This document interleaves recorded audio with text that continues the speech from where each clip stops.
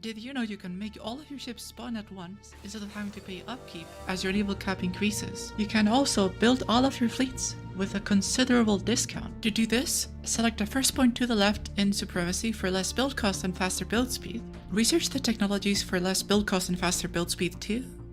Select the retired fleet officer as your governor to get less ship cost. Select a ruler that gives you even less ship cost. And then lastly, build all your fleets. Place your star bases with shipyards in control groups by selecting them and pressing either Control 1, 2 or 3 to manage them easier. And make sure to shift and click the bottom arrow to send the ship down to the bottom of the queue so that none of them actually get built until all of them are finished. Before all of your ships are finished being built, activate the Fleet Supremacy Edict to get another 100 XP on your ships, letting them start off with 10% more damage. It's looking like life is better in Japan than America if you're black. Do you agree? I keep hearing people say this after moving. That is a very that would depend on so many factors. I don't think there's a flat 100% answer to that. I'm sure there are some situations where if you're black in America and you move to Japan, things might get better, but this is, you know, it's going to depend on a lot of stuff. Like a lot of stuff. Also, moving to another country is a lot of work. Also, I don't know. Give me a fucking Ronin. Please!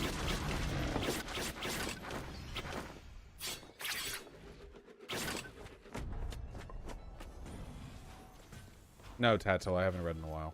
Give me the Ronin! Any Ronin! Welcome to Summoner's Rift.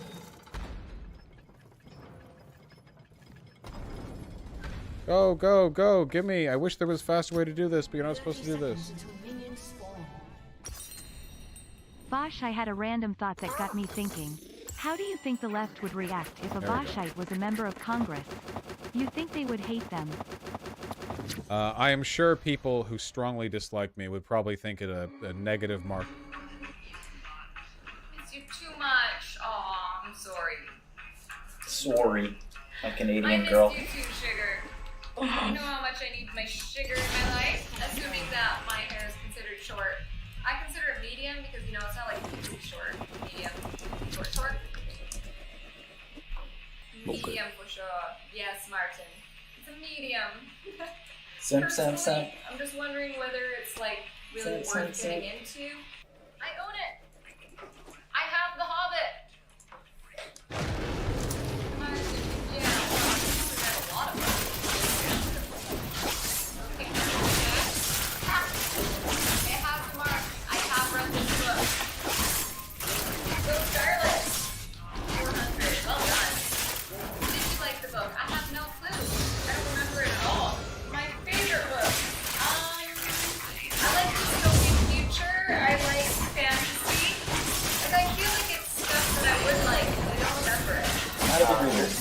Really? I like reading, curious. I do like reading. Oh my god, I love her. She actually reminds me of my high school girlfriend. And this other boy. Same. Nothing wrong with men, I only want. And aggressively going out. Right. That's what I do. King of the jungle. Okay? And Yeah, you don't do alpha male no more. toxic masculinity. Better than that. There you go. That's right. That's why. That's the kind of hotness that Amy is about. I think. Yeah, it's up. No, big dog. Because I don't have to say anything. It's just Dear Mufasa, Silver Scar. That's why I got a Bugatti. You don't have a Bugatti. Alright, dude. We heard you the first 55 million times. There's a crypto version of an anime named Richard Hart. And I had the displeasure of talking to him briefly. It's so cringy. Oh my god. Look at his way. Go to his website. I think it's so cringy. He owns the world's largest cut diamond. Yeah, it's so funny because that's his like claim to fame is like that he called the top or bottom in Bitcoin. And it's so weird when you talk to him. Like it's clear he doesn't know anything about asset prices. He was like, these things happen in cycles. Like it's 3 years up, 1 year down, and it's like what? 3 years up, 1 year down. Just because it's been that way doesn't mean it's going to continue to be that way. It's so. That's such a stupid kind of like perspective. Like, yeah, crypto has gone 3 years up and year down, okay, like twice. So now it's gonna be that way forever. How does that make sense? Does he have it? Does he have any experience doing anything investing, or does he just have a really big gun? I think he really wants to be taken seriously. He has the power. He has a bullet point of what is this? Did he make this website himself? That's He another posted the link in chat. good question. Richard Hart makes the world a better place. He does more to prevent scams and improve the lives of other people than most do. For instance, which of these topics have you or anyone you know made a video on? How many views have they been getting views? Kind of here's his bullet points. It's like 15 things men and women are supposed to act different. Find agreements in politics, stop gambling and drinking.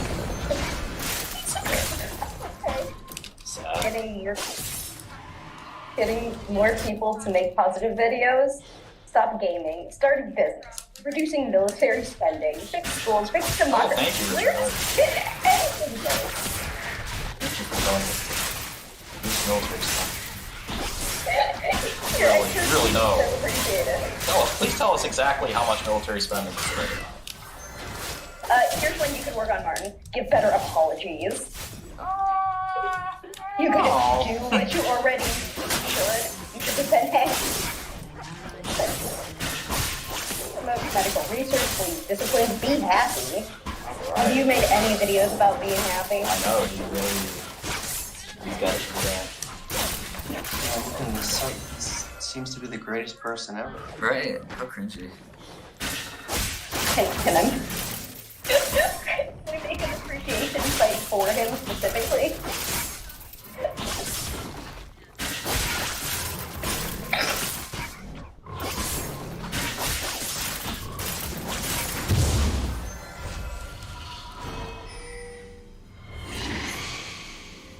The following video is 3 separate lesser-known cave disaster stories.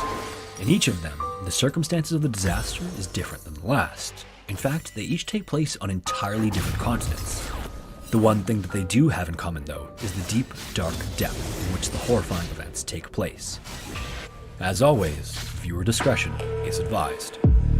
23-year-old Massachusetts chemist James arrived in Dolgeville, New York to meet up with 2 friends of his from the Boston Grotto Club to do a bit of caving in the area. The cave they had chosen is a cave known as Schroeder's Cave, which was initially discovered by caver Herb Schroeder in 1947. During his first exploration of the cave, Herb ripped his pants on some rocks, and so he and his friends jokingly gave it the name Schroeder's Pants. On the day that James and his friends were going to explore the cave, with it being February, there was a light dusting of snow all over the ground, and it was below freezing, but it's usually a bit cold in caves anyway, so this wasn't a big deal. They arrived at the cave owner's home to give him a heads up before they went in, but he happened to not be home when they got there. Thankfully, the plans had all been arranged in advance, and they already had permission from him, so they went to the back of his property and to the cave entrance. Unfortunately, had he been home, he would have warned them about the ice-cold streams pouring into the cave in various sections. After they made their way into the cave and down the pitch-black tunnels, they came up to a massive opening in the floor. This opening is actually a pit of 80 feet of pure vertical darkness, which is the only way deeper into the cave. From where they were standing at the edge as well, they could see about midway into the drop there was a small stream of water shooting out from the side and down to the bottom. Undeterred by the water, James and his friends got on their harnesses and fixed their ropes and prepared to rappel down to the bottom. James then backed over the edge and started sliding down through the darkness. Eventually, he got to the water, and as it poured over him, he was immediately breathless because of how cold it was. He kept descending through the water, and then all of a sudden, he jerked to a stop as his rope got caught in his equipment. He tried to free it, but the way that it had jammed pinned one of his arms in place. He tried to use the other hand to free the jam, but all of his weight was resting on the rope, preventing him from pulling it out. Worse yet, he'd stopped right under the stream of freezing cold water, which was rapidly cooling him down and making it difficult for him to use his free arm. Soon enough, he could barely even grip the rope with his free hand, let alone attempt to free himself. From above, his friends tried to haul him up, but with so little room to work, he was too heavy to hoist back up. James reassured his friends and tried to stay calm, but as time went on, he started to have a hard time responding to their calls. After 45 minutes of trying to pull him up, they decided they need to get help fast, so one of his friends ran back out of the cave. By the time he left, James was severely hypothermic and was no longer able to speak. In these early days of cave exploration, the rescue system was nothing like it is today, with the nearest rescuers being literal states away. From the time the call was made, it took hours to fly a team in all the way from Washington. When they finally arrived and got into the cave, ready to hoist James up, James had already died, hanging in the middle of the 80-foot shaft. His body hung lifelessly, having died hours earlier from hypothermia. This was a massive wake-up call to cavers worldwide about some of the unrealized dangers of caving. Contrary to what it might seem, the biggest threat to cavers isn't falling rocks or tight squeezes, it's actually cold water. Because water cools you down dozens of times faster than the air, even moderately cold water can cause hypothermia very quickly. Modern cavers wear several layers of fleece underneath waterproof clothing, but at the time of James's death, it was normal to wear just regular street clothes. With how cold the water from the stream was, James never stood a chance in the clothing he was wearing. Following his death, the rescue team tried desperately over the course of several days to place his body up from the shaft, but due to the space they were working on, it was almost impossible. Eventually, they attempted to widen the space, but as they started drilling, parts of the cave cleaved off into the pit, making it incredibly dangerous to continue. Reluctantly, they were forced to abandon the effort and James's body. The entrance was then blasted shut with James's body inside. It would hang there until 2006, when the grandson of the original landowner reopened the cave and finally retrieved the body. By the time they did, it had decomposed to the point that it slipped through the harness and down to the bottom of the pit. But in the end, his body was recovered from Schroeder's Pants Cave nearly 4 decades after he had originally died.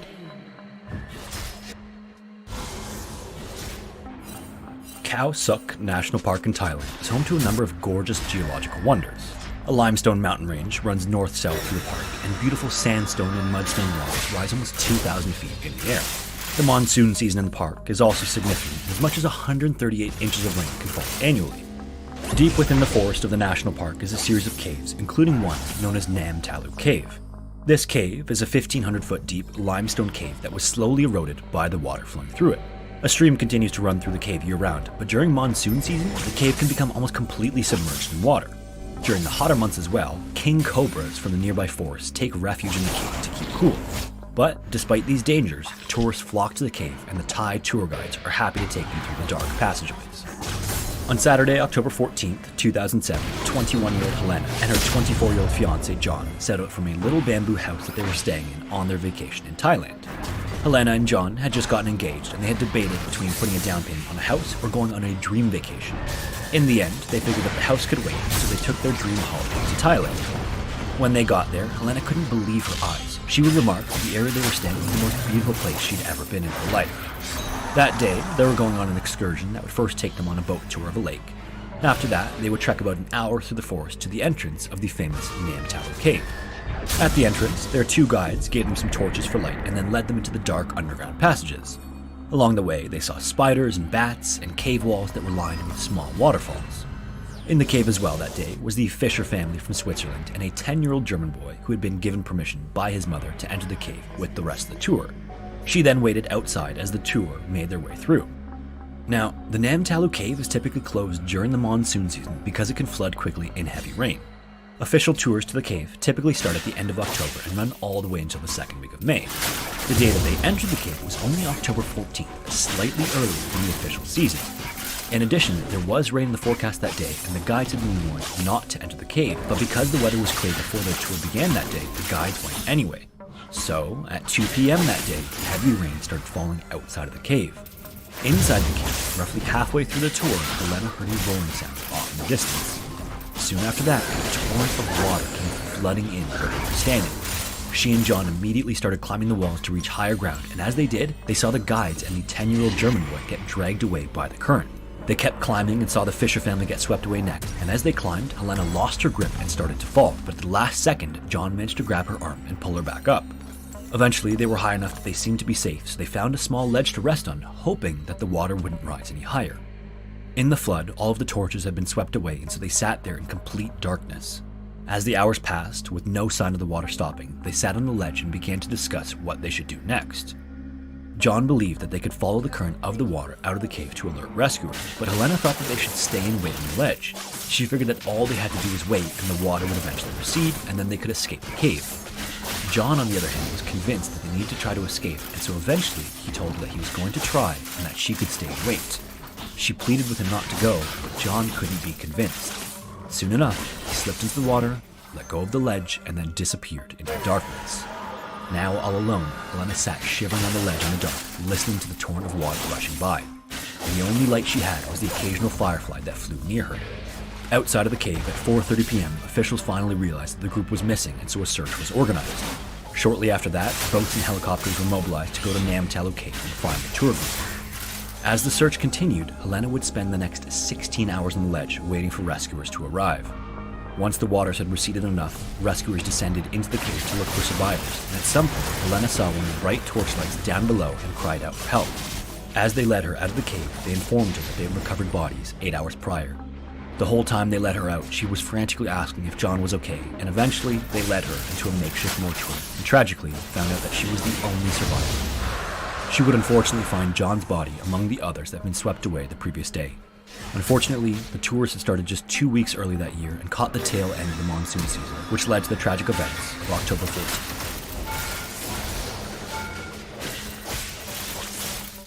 On Sunday, March 22nd, 1959, 8 cavers from the British Speleological Association entered a cave known as Peak Cave in Castleton, England.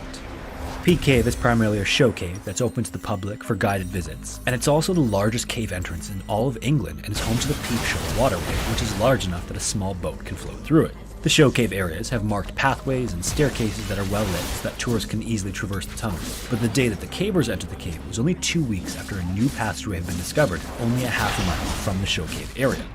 Their goal was to reach a large opening known as Moss Chamber where the new passageway had been discovered. The passageway itself is a shaft that goes straight down from a small hole in the floor of Moss Chamber. 4 of the individuals in the group had been part of the initial exploration, so they knew what to expect and came prepared. They figured that the shaft was about 40 feet deep and potentially opened up into a larger, unexplored area, and so they brought a ladder with them that was about 75 feet long, just in case their estimates were off. The first person who would enter the shaft was 20-year-old Neil Moss. At 6 feet tall, Neil was thin and wiry and loved to explore caves, so at 3:30 p.m., he squeezed himself into the muddy brown hole in the ground. As he went, he kicked the ladder along with him so that he could climb back up when he was ready. The shaft first descends vertically for about 12 feet into a corkscrew, then it descends down at a 45-degree angle before dropping vertically again for another 18 feet. As he descended, there was a boulder that blocked his path, so he went into a small recess off the main shaft to try to push it out of the way so he could continue descending. He struggled to force himself into the recess, and as he did, he jammed the ladder down beneath him. Eventually, all of the squeezing down and through the tight passages was tiring, and he was having no luck, so he decided to climb back up so he could switch with one of his teammates. But when he went to climb up the ladder, the passageway was so narrow that he couldn't lift his leg high enough to catch the rung. It was also too narrow for him to get enough leverage to pull himself higher, and so realizing he was stuck, he asked his teammates to try pulling the ladder up while he held onto a rung in reach. But again, with the passageway only 18 inches wide, his teammates started pulling on the ladder, but the rungs were getting caught on all the rocks jutting out from the passage. They only managed to pull him out a few feet before the ladder jammed and Neil stopped moving. Now, these types of situations are not uncommon in caving, and so he and his teammates weren't all that worried. They figured they would just lower some ropes into the passageway and then he would be lifted out no problem. However, once they got the ropes down and in position, each time they tried to pull him out, the rope would either snap or shear off against the jagged edges of the shaft. Even worse, the section of the cave that they were in had poor airflow, and the way his body was jammed was making airflow significantly worse inside the tunnel. This caused carbon dioxide levels to start to build up in the chamber and in the shaft, and so Neil started to become disoriented, and his behavior started to get irrational. He was becoming uncooperative because of the poor air he was breathing, and he became so delirious that he stopped understanding how serious the situation was. At one point, he even suggested the group take a break and go get some food before continuing.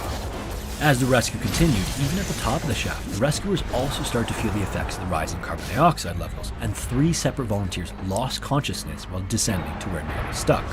A 4th individual did manage to get down to Neil and got a rope wrapped around his chest, but as they pulled, it cinched down on his chest and made it even more difficult to breathe.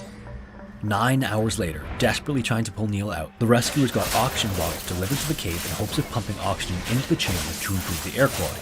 The hope was that this would make Neil lucid again and they'd be able to get him to cooperate and pull him out. Outside the cave, spectators had gathered at the entrance, waiting to see if Neil could be rescued. One of these spectators was Neil's father, who waited much more anxiously than the rest of the onlookers. Inside the cave, rescuers continued to be forced out because of the poor air quality. At other times, they stood in waist-deep mud, desperately pumping oxygen down into the chamber to keep Neil alive. Eventually, this desperation was enough to warrant a call to any and all rescuers in the nearby area who might be able to squeeze down to where Neil was stuck. Finally, early Monday morning, an 18-year-old caver named June arrived, hoping to be small enough to help out with the rescue. Media has since reported that she was given instructions to break his collarbones if necessary. Although these haven't been substantiated, it's easy to see how this could have easily been said tongue-in-cheek amongst the rescuers during the effort. Then, on Monday afternoon, 25 hours after getting stuck, Neil's labored breathing could still be heard from the top of the shaft. From their vantage point, Neil was just a small, muddy spot deep in the passageway.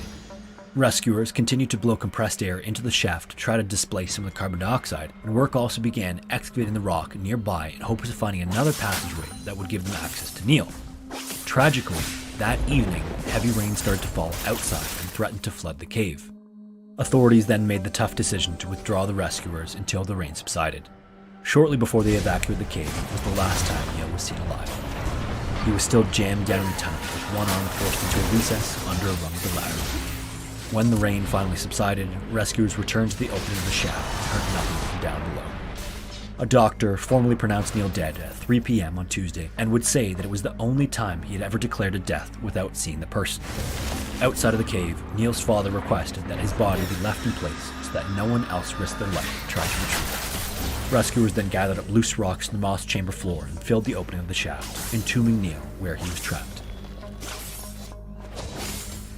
If you made it this far, I just want to thank you for watching. If you're new here, I want to welcome you to Scary Interesting, and if this is the type of content you enjoy, I hope you'll consider subscribing to the channel so you don't miss any of my videos. If you want to support the channel, give this video a like and drop a comment down below, and once again, thank you so much for watching, and hopefully I will see you in the next one.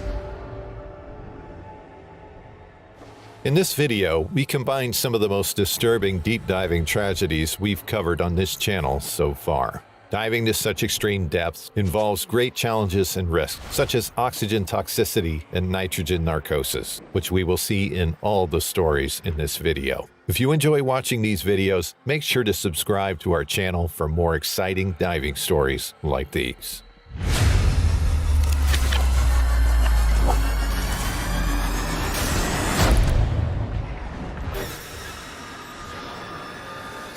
On December 11, 1971, two divers got themselves into a life-threatening situation while attempting to set a deep diving record to a depth of 480 feet in the blue holes of Andros Island.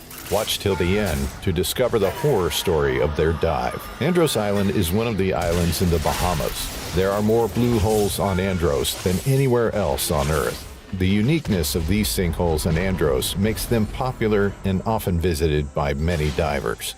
Blue holes are generally circular and have steeply sloping walls. They can be found both inland and offshore. Blue holes were formed when ocean levels were 300 to 400 feet lower than current levels during the last ice age. Rainwater combined and eventually turned to seawater. This eroded the foundation of the island, which was made of limestone, creating caverns of different sizes and shapes. Divers are always excited about Andros Island blue holes because of their rarity and ecological and scientific significance. They are always fascinating. Several divers have dared to dive to extreme depths in these blue holes. Diving at extreme depths is called deep diving, and it can be very dangerous, as we will cover next. Deep diving is diving to a depth beyond the benchmark accepted by the diving community. For recreational divers, diving beyond 98 feet is often regarded as a deep dive. But in technical diving, a deep dive is a dive beyond 200 feet. At this depth, the use of oxygen alone becomes unsafe due to a high risk of oxygen toxicity. When diving beyond 200 feet, the partial pressure of oxygen rises to such a level that it becomes toxic to the central nervous system, also known as oxygen toxicity or oxygen poisoning. It can cause varied symptoms, such as breathing difficulties, dizziness, and seizures. Besides oxygen toxicity, divers who go beyond 98 feet can suffer the effects of nitrogen narcosis. However, divers who've gotten used to diving beyond this depth may no longer feel narcosis at such depths until they go much farther.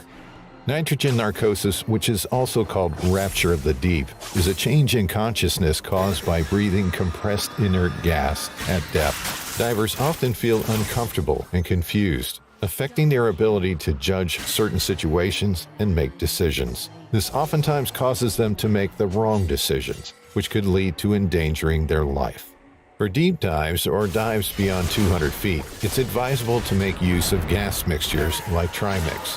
Trimix is a combination of oxygen, nitrogen, and helium used during a deep dive with technical diving equipment and techniques. In 1971, a group of well-experienced divers made their way to the Andros Island Blue Hole, Bahamas. The divers were Archie Forfar, 38 years old, Ann Gunderson, 23 years old, Jim Lockwood, 21 years old, and Sheck Exley, 22 years old. Sheck was there as a support diver for the rest of the divers who dived into the depths. Jim, for the sake of training at the Andros, set up a regimen of progressively deeper dives close to the drop-off walls of the Andros. Jim was the most experienced in deep diving amongst the 4 divers. He held the record for dives below 400 feet, having made more than 150 dives in his career. Jim went to the Bahamas to visit Tom Mount, a fellow diver, because he wanted to explore the virgin blue holes in the Bahamas. Jim was introduced to Archie and Ann, who had previously been diving between the depths of 380 and 400 feet. Jim, Archie, and Ann had discussions and all agreed to attempt to break the Watson-Gruner record for the deepest dive. In October 1968, Neil Watson and John Gruner had dived to a depth of 437 feet on air in the Bahamas. Jim, Archie, and Ann planned to dive to 480 feet. With this determination, they started workup dives. They first made 40 dives below 400 feet. Next, they made another 25 dives, approaching the 450-foot mark. Their practice dives went smoothly. There were no difficulties encountered. This was significant evidence that they had mastered the art of diving beyond 400 feet. As mentioned earlier, their plan was to dive to a depth of 480 feet and become the new champions of deep diving. The official record attempts were supposed to be set for December 11, 1971. The divers, Archie, Ann, and Jim, were ready for the record-breaking dive. Sheck and some other divers. Educational series will not come on YouTube, but it is on Patreon for only $3. If you really do want to get better on ADC and you're very motivated and you want the best content and you want the easiest way to get knowledge, then it is definitely like the best value out of there. There's so many games, there's so many elos, there's so many champions. You could say it's kind of shameless that I keep mentioning the Patreon, but I'm also like very confident about the value of it. It's not like a scam and it's not like a scheme. On average, single men only wash their bedsheets every 3 months. Ew. No way. That's right. Are you selling these today? Yeah, so these just came out on Kickstarter November. They sold $350,000. I was sleeping through the beginning of this presentation because I thought you had no sales. I hope you're rested. I'm awake now. I'm awake now because you have sales, okay? Why are you selling T-shirts? You can't make any money doing that. I might. Why wasn't it 200 or 225? 212. Do I know the real answer to that question? Yeah. No, lie to him. It's your lucky number, I know it. Lie to me. No, it's because I couldn't say 200 without stuttering, so I had to find a number that I could say without stuttering. When you pulled out the piece of paper and said your customer acquisition cost was $33, how do you know that? Because you haven't sold anything outside of the Kickstarter. So you can't say to me that you're worth close to $2 million. I don't buy it. I mean, I said it, but it might not be true. I don't know. Oh, my God. Divine just got nerfed at 12-15 and the healing got taken down by 10%, but it's still an absolutely amazing build for Fiora. So these are my top 3 core builds for Fiora. The first one is going to be Divine, Ravenous, and Hullbreaker, which is a great overall build for split pushing, especially if your team has good wave clear. The next one is going to be Divine, Bork, and then Death Stance Armal, depending on what the enemy's main damage is. This is a great build if you need help with that 1v1 damage against champs like Riven or Camille.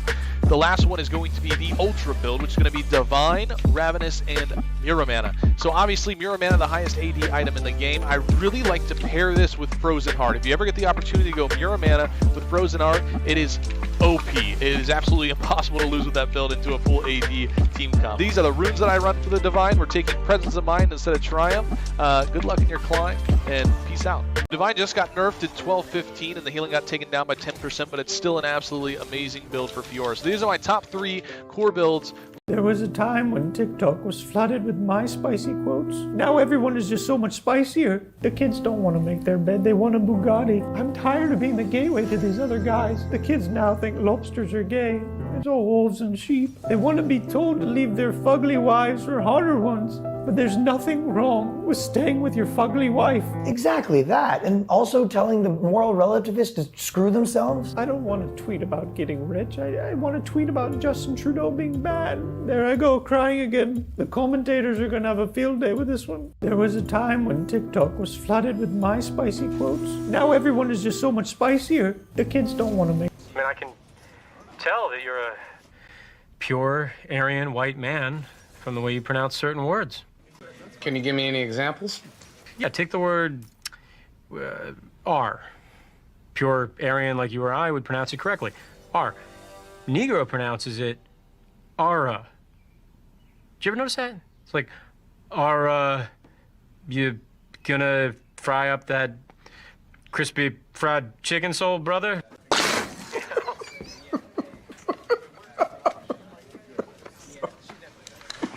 Wow. You are so white. Thank you for teaching me this lesson. If you had not brought it to my attention, I would have noticed the difference between how we talk and how Negroes talk. Good, good. Yeah. I'd love to continue this conversation. I mean, I can tell that you're a pure Aryan white man. We bought the world's cheapest pickup truck, $2,000 from China, and we're about to unbox it.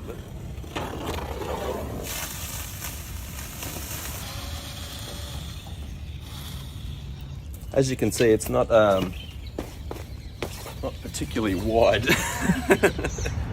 It's not big. This is what $2,000 worth of pickup truck gets you.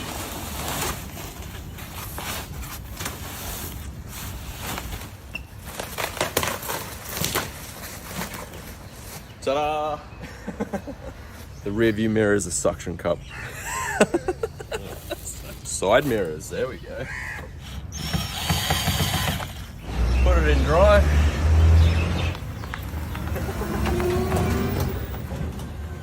The suspension's pretty rough, but it's a $2,000 car. We bought the world's cheapest. You know what, Frankie? I'm hearing enough. Go to Where'd you get? I'm gonna just. Where'd you get that this is worth £2.5 million?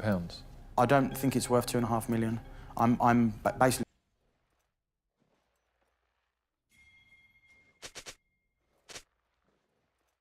route and then make the pacifist route fucking boring and then give you fucking 80 billion upgrade points to put into making you better at killing and give you cool killing moves and magic killing powers, and then they're like, oh yeah, actually killing these objectively evil people will actually make you the bad guy and cause the universe to fucking revolt against your bloodshed. So actually spend the entire game hiding from enemies so that they're safe from you.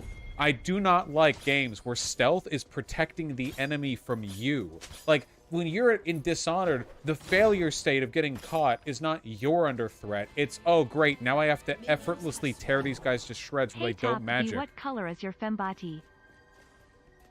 My fembody? Oh, blue. I like blue femboys. I normally try to play games for, like, the optimal route or whatever. When I first played the first Dishonored game, I was like, damn, playing Bloodless fucking sucks. I'm fucking bored. Jesus Christ. And then I started over again and killed everyone. And they were like, no, you can't kill these evil people. The universe abhors your violence, man. And then I killed the person saying that. And I beat the game, and I felt empty at the end, because it felt like the game was mechanically not prepared for me to go on a fucking murder spree. The game is too easy when you use the mechanics it gives you. The game is difficulty-wise balanced around pacifism, but fun-wise balanced around murder. Gosh, What is your 10-year plan to transform Antarctica into a progressive socialist paradise? Lots of little heaters so that it's not too cold. Mark my wizard words, boy. We'll be friends one day if it takes every last penny. It was written in the ancient scroll of buttholes, and thus it shall be. True.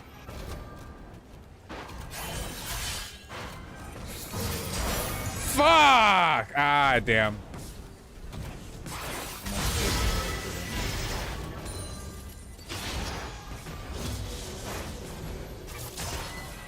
Also, the voice acting in the Dishonored games is just not good. Oh, or you Philippinarian. You literally flip-flop in your Dishonored take? No, I don't. I'm consistent on it.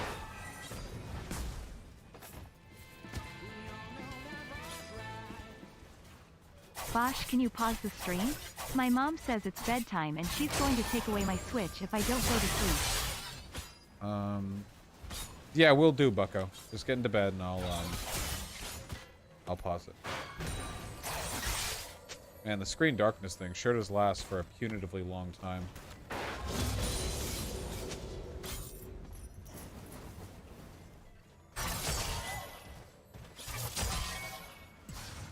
This is a large room. Holy shit.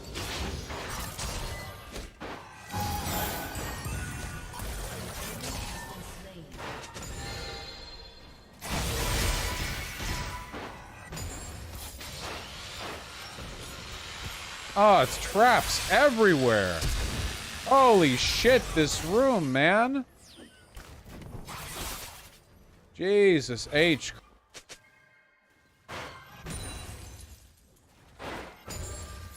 Christ.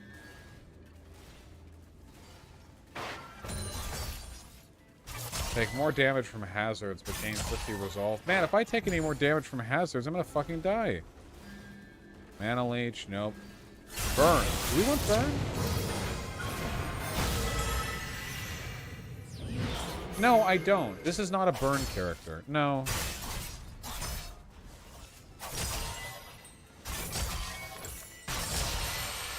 I'm not taking the bait. I'll wait.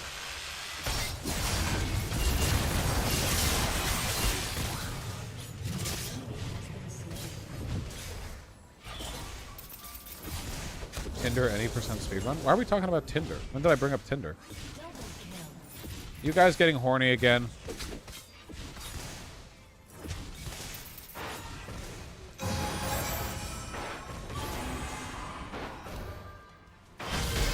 Opinion on Detroit Become Human? I haven't played it. If I call Detroit Become Human dog shit, it's simply because, what's that guy's name? Cage? What's that guy who makes all the games that are like that?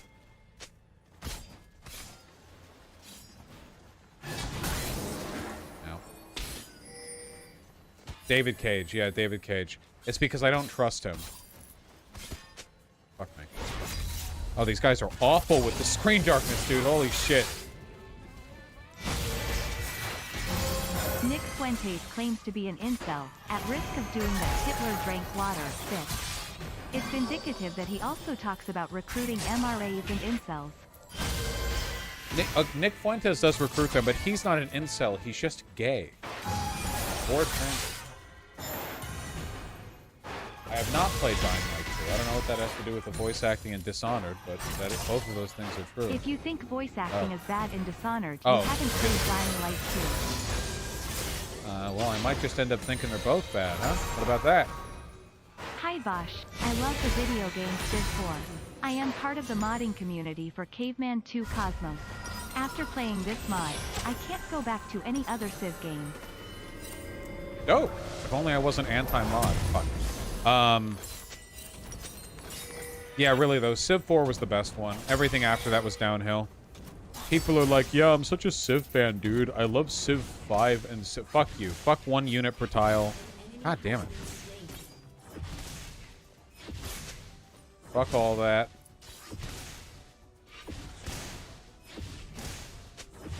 Your anti-mods, why? It's complicated. Not anti-mods. You guys can do it if you like. I just don't like doing it.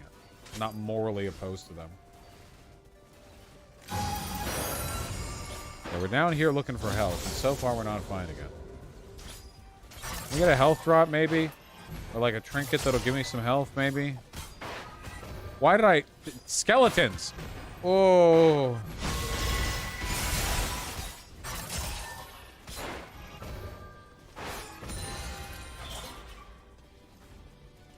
Boned again! Yeah.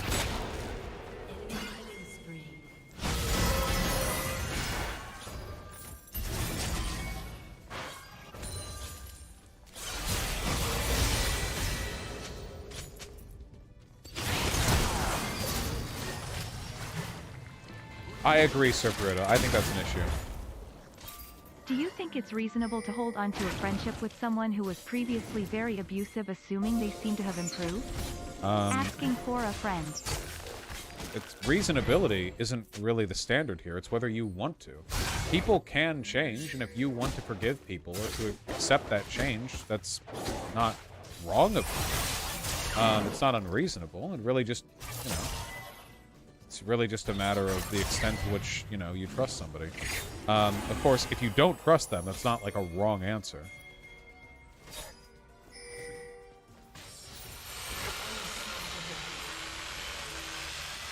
Can we get any help? Holy shit, Sake, thank you. Please do a segment, or chat watch party, on narrow content, like the Re 4 HD video. Best mod content on YouTube. Narrow Oh, the,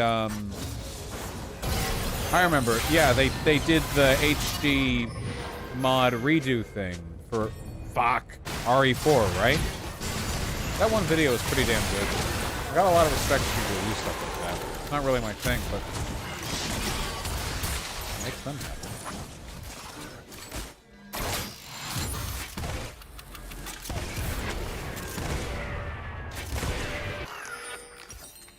Should probably watch it anyway. I'm trying to watch more interesting stuff on YouTube. Dude, we need like some kind of healing trinket. We're getting absolutely butt blasted here.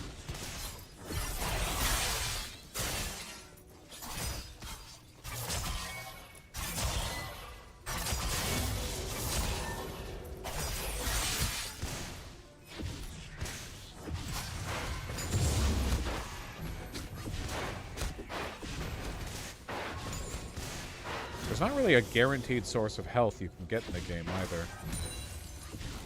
It's pretty much just up to RNG. But there are enough opportunities to get it that the odds average out pretty well. Give me health! Dave Ramsey stuff? No. I don't know enough about finance to, like, live debunk that kind of shit, you know? General rule is that if somebody online is giving you financial advice, it's probably bullshit, unless that financial advice is like common sense mom and dad type stuff, like save money or whatever. People lie so much about that shit.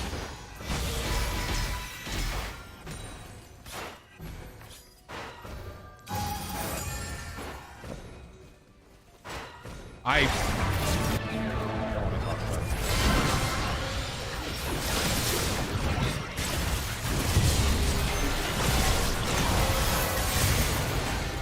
Health. I don't think I've ever gone this long without a health drop. This is insane. Good night, Nick 91. Oh my god. Oh my god.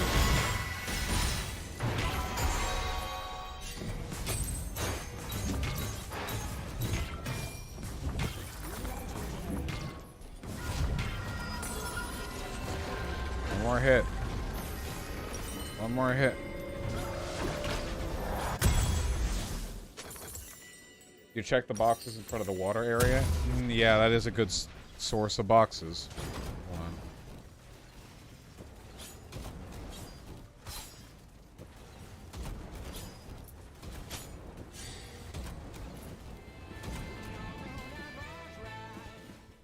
Elf. We always hot for Big Daddy Vouch. Okay, money gone. I'll just be oiling my Halo 3 experience with the tears of your rejection. One day, Vosh. Well, you shot your shot. Nobody can ask more of you than that, right? Alas, dead. Good night, Bosh. Fun stream. Closing parenthesis. Good night. Oh my god. Have a good night. People are voting for you. Black in the board. What is the poll?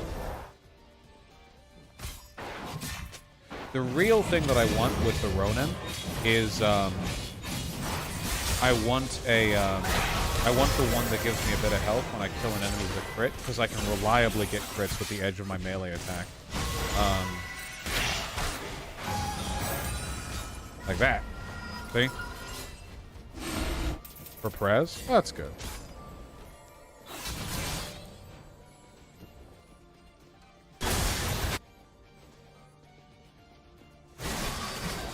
Ever play Limbo? Not my type of game. The closest thing to Limbo I've ever played and enjoyed was Little Nightmares, but even then, my enjoyment of Little Nightmares was very dependent on the fact that I was playing it with Vermin. It was like, oh, ain't that cute, you know? I feel like Limbo was very overhyped, personally.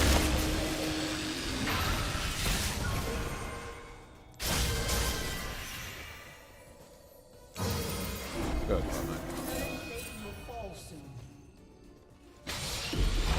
Limbo's okay, but Inside is great. I'm with Joseph Anderson on this, and I'm saying this because I've never played the game, and I suck Joseph Anderson's dick on every opinion that he has, basically.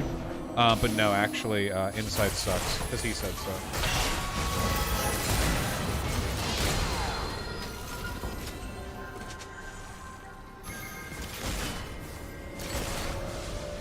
Yeah, dude.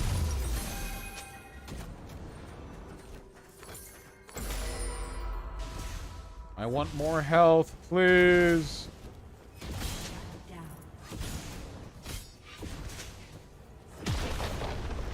Does that actually suck? I don't know. I haven't played it.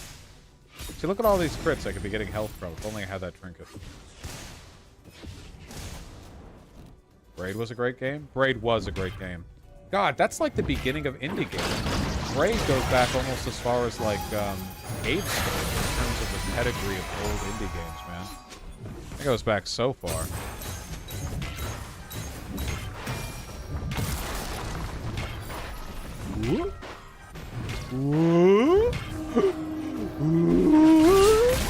Bo Burnham's Inside? No, Inside the game. But Bo Burnham's Inside is really good. See, the game Inside could never communicate anywhere near as much existential angst as Inside the Bo Burnham Netflix special. Thanks for referencing Dave's story. Yeah, why wouldn't I?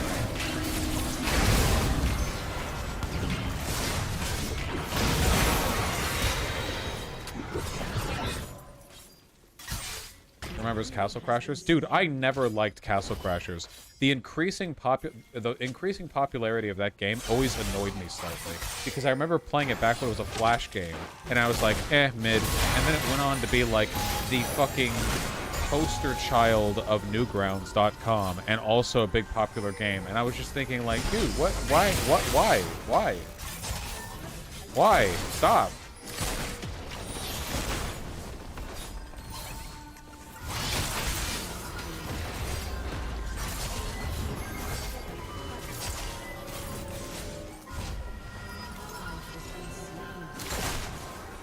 Did you ever see the outtakes for it? No. Oh, right, that's not a thing.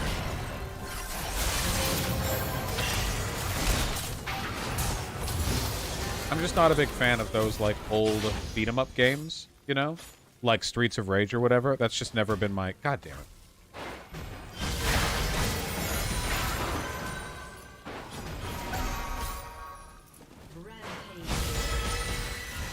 ¿Qué opinas del sexo con menores de edad? Yes. Sí.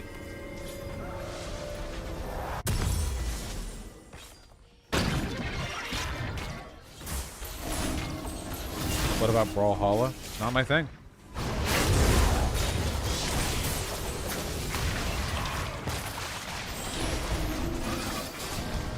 Nice.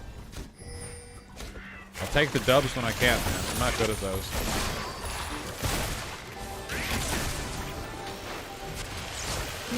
convo, but Bosch 100% right about Dishonored.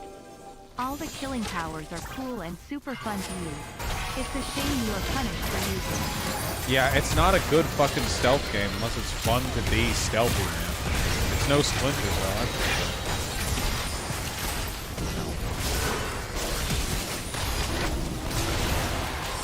I'm playing with the Game Pass. It's a generic Logitech Game Pass. It cost me $15.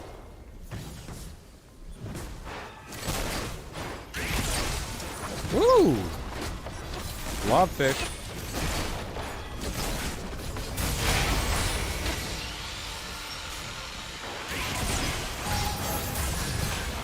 It's a flaw with Dishonored, but they're still dope games. I still think there's plenty of value to Dishonored, but that, for me, kind of tanked the experience.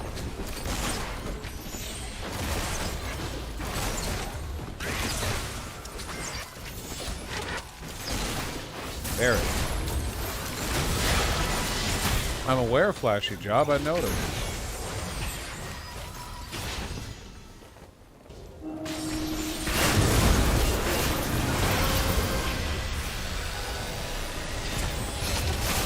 Yeah, Ramstein, Limbo just got so much praise that even like a flawless game. Like, for instance, I think that Undertale is still massively overhyped, and I think it's an unbelievably good game.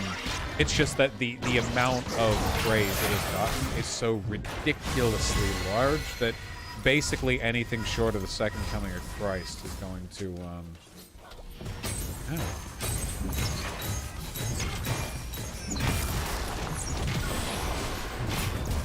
Hey, I didn't see you! Cheating. Ah, cheating! Yeah, I was completely missed. In fact, that I basically sprinted towards that bullet.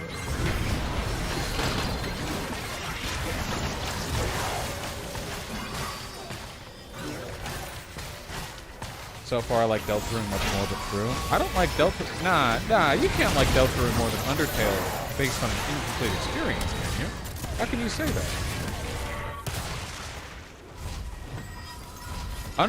Like, if you took Undertale and only sold the first third of it, it wouldn't be even a fraction as good as the whole thing. Ow. Right? Because it's about the whole. Oh my God! Come on! It's about the whole combined experience. I hope Deltarune turns out the same way. Toby Fox has incredible talent at characterization. This is what the fucking Life is Strange 2 people need to realize, you know? You can write as many words as you want, but fact of the matter is, good writers don't need that many words to make you like a character.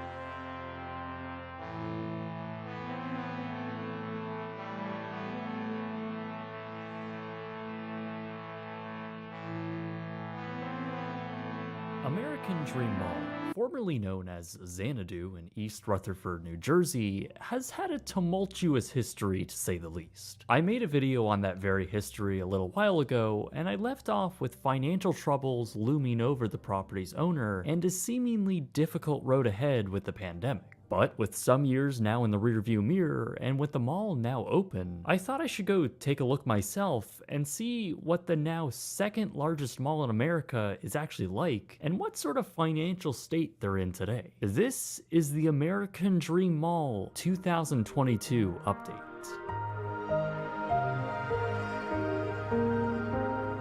A portion of this video is sponsored by hasn't been able to catch much of a break. They, like everyone else, had to shut down their operations for the pandemic. For months, the property sat vacant until October 2020, when select portions of the property would reopen. One attraction omitted from the reopening list, however, was Big Snow. For whatever reason, it remained closed, and later caught fire in late 2021 due to faulty electrical lines.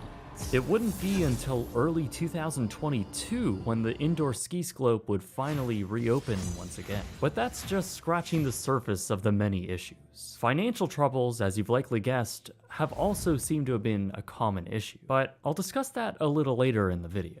The way to get into the property is rather unwelcoming. From the roadways onto the property, the somewhat confusing directions, and even the structure itself, it all felt very old and antiquated, which is probably because it is. It's not exactly the most aesthetically pleasing mall from the outside. Oh, I think that's where the fire was. What the hell? That's where the fire was, I think, in Big Snow. Parking was $5, a big decrease from the insulting $24 for a day back in 2019. For what you're getting here and the price you're paying for the attractions, which I'll talk about soon, parking should really just be free, especially when there's no electric vehicle chargers, which is kind of shocking. Regardless, it was now time to live the American dream, just after we passed the crumbling parking garage staircase. With music blasting, we entered the sea of white walls. Actually, the mall was more filled out than I had originally thought. Many of the concourses have a good number of tenants, but then you make one turn and others basically have nothing. This was especially made apparent when looking down into one of the many open lobbies. Advertisements, white walls, and some pretty bad artwork would occupy most of the space, and it just showed how much further they needed to go to fill out this entire property. In some cases, there would be a long stretch of white walls, empty storefronts, then just one business. It's all very bizarre. What's even more concerning is the fact that there are already dead businesses within. We found several storefronts which had seemingly closed for good, which typically isn't too surprising in an American mall, but it sort of is inside a shopping center just a few years old.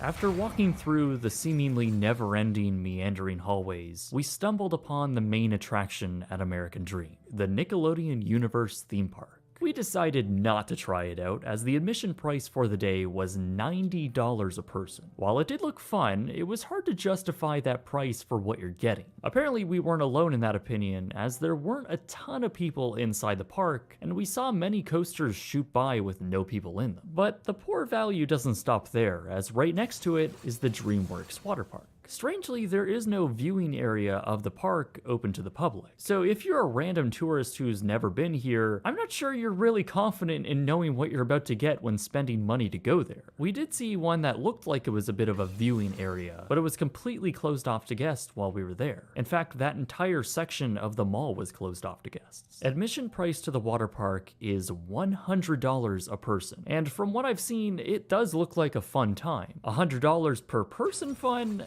I'm not so sure. The mall has some other headliner attractions like Big Snow, which I mentioned earlier, which is around $50 for 2 hours, not including rentals. I'm not a skier, there's some novelty to it, so I would assume that's a decent price. There's also some mini-putt courses and some other smaller, more gimmicky entertainment venues. The newest addition to the mall's entertainment lineup, though, is for some reason located at the very back of the food court area. It's called Big Wheel, and it's their very own observation wheel, which was actually one of the early concepts for the mall, and it's one that opened in April 2022. But once again, the price is a bit steep. For a general admission ticket, it's $30 a person, but that doesn't guarantee you a private gondola cabin. If you want a private one for you and your party, it'll be $55 a person, all for a close-up view of a white building, New Jersey, and a distant view of New York City. The value for that certainly doesn't make sense to me. As for the retail side of things, the mall has a decent variety of stores from big to small brands. The usual suspects like Zara, Aritzia, Lululemon, Old Navy, Bath & Body Works, and a few others are all there. Honestly, not as many as I thought. Though there were some other weird stores to find here, like a half-sized Best Buy. In the main center court, they had a Walgreens, which I thought was pretty strange in an entertainment-centered mega complex. Like, who's running down to American Dream to pick up Tylenol? But that's just scratching the surface of weird, as we're now walking to the Avenue, American Dream's 300,000 square foot luxury retail wing. Now, this section opened in September of 2021, and as of now, only 10 stores are open within. That means the majority of this lavish concourse is just lined with temporary work walls with pretty bad artwork. Even more strange is the fact that these high-end stores aren't side by side or really even close together at all. There would be 150 feet of work wall, then Mulberry, then another 150 feet of work walls. I will say everything in between was very well executed, with comfortable, colorful chairs and beautiful marble flooring. It's just a shame that everything surrounding it is nowhere near finished or filled out.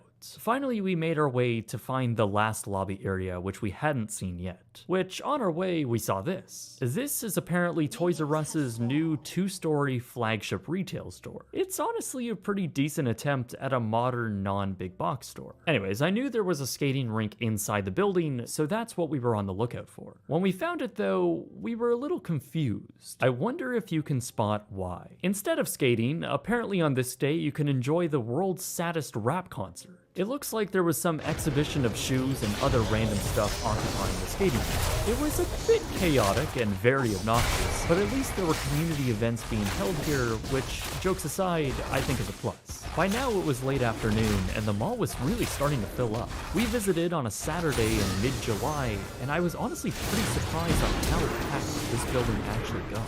There were a lot of people in here, almost to the point where we were getting uncomfortable, which is saying something considering how massive this building actually is. One thing we noticed, though, is that not many of them were doing much shopping. As mentioned before, the Avenue has 10 stores inside of it, many of which are way above most people's price points, yet it was absolutely packed. We kept asking ourselves what they were doing in here, when there was really nothing for them to do. The same goes for the vast retail venues elsewhere in American Dream, where I observed many, especially smaller brands, see little to no customers in their stores, despite the concourses outside them being slammed. It all got me thinking about what a mess this mall really is. The layout of the property is just so big, and getting to either side of the building is an exhausting task. I was getting a headache by the end of our day, which, come to think of it, I now understand why there's a Walgreens there. It all feels like it's being held together with super glue, with various construction doors being wide open in public areas. There's also strange areas in plain view of guests, like escalators to literally nowhere in several locations. So obviously there have been looming financial issues with the property. By the end of 2021, the mall lost around $60 million. Its $232 million in expenses simply outweighed their $173 million in revenue. By early 2022, the mall nearly emptied their entire reserve account for the $290 million they still owe. According to the securities filing, the mall made their $9.3 million payment, but only by a hair, leaving just $800 in their reserve account. This makes sense why they failed to make their interest payment on another $800 million bond later that year. Rumors of the mall filing for bankruptcy have naturally began to be circulated, and most recently, the mall and its owners, 555, have been in dispute with local municipalities over $9 million in unpaid taxes and fees. See, American Dream knew they would have to pay them once they reached the status of fully open, but 555 argues that the mall is in fact not yet fully open, therefore they don't have to put up the money. Whichever the case may be, the future is looking rocky for the mall. It even prompted the mayor of East Rutherford to say, quote, "The mall's definitely in trouble. There's no doubt about that in my mind." I suppose my final thoughts for this update is that American Dream feels like the definition of excess. Everything about it was obnoxiously in your face, either wanting you to spend money or indulge in sugar. Like, for some reason the first level of the Toys R Us has an ice cream shop kiosk. It's all just so needlessly large and over the top. But the worst part is that it's also somehow still boring. Where there isn't gaudy artwork, there's white walls and artificially lit hallways out of some cheapo Whole Foods liminal space. It's not a very pleasant space to be in. At least it wasn't when I visited, and because of that, I doubt I'll ever be back again. But what are your thoughts? Am I being a little too harsh on this clearly struggling mall? I'm curious to hear your thoughts in the comments. This video has also been made possible by HelloFresh. My favorite food when eating out at restaurants is shrimp tacos. In the past, I've tried to make my own with ingredients I got at a grocery store. Not only did I find them subpar at best from my less than stellar chef skills, but I also wasted a lot of money on ingredients which I didn't even fully use. HelloFresh has totally changed. This week I tried their quick and easy Mexican-inspired shrimp tacos, and they were perfect. The instructions were simple and easy to follow, and with their pre-portioned ingredients, I didn't waste any food or money. HelloFresh now has 30 dinner recipes to choose from each week, and has choices for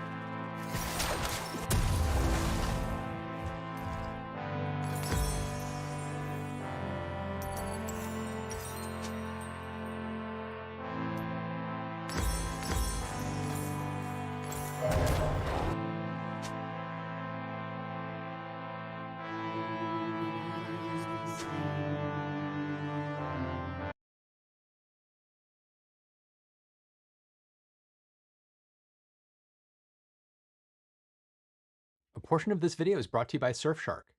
As good as lithium batteries are, they have their limitations and challenges, but there's also plenty of battery alternatives.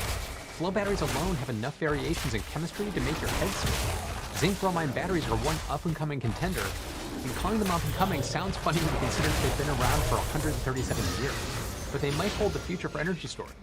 And for such an old idea, why now? I'm Matt Farrell. Welcome to Undecided.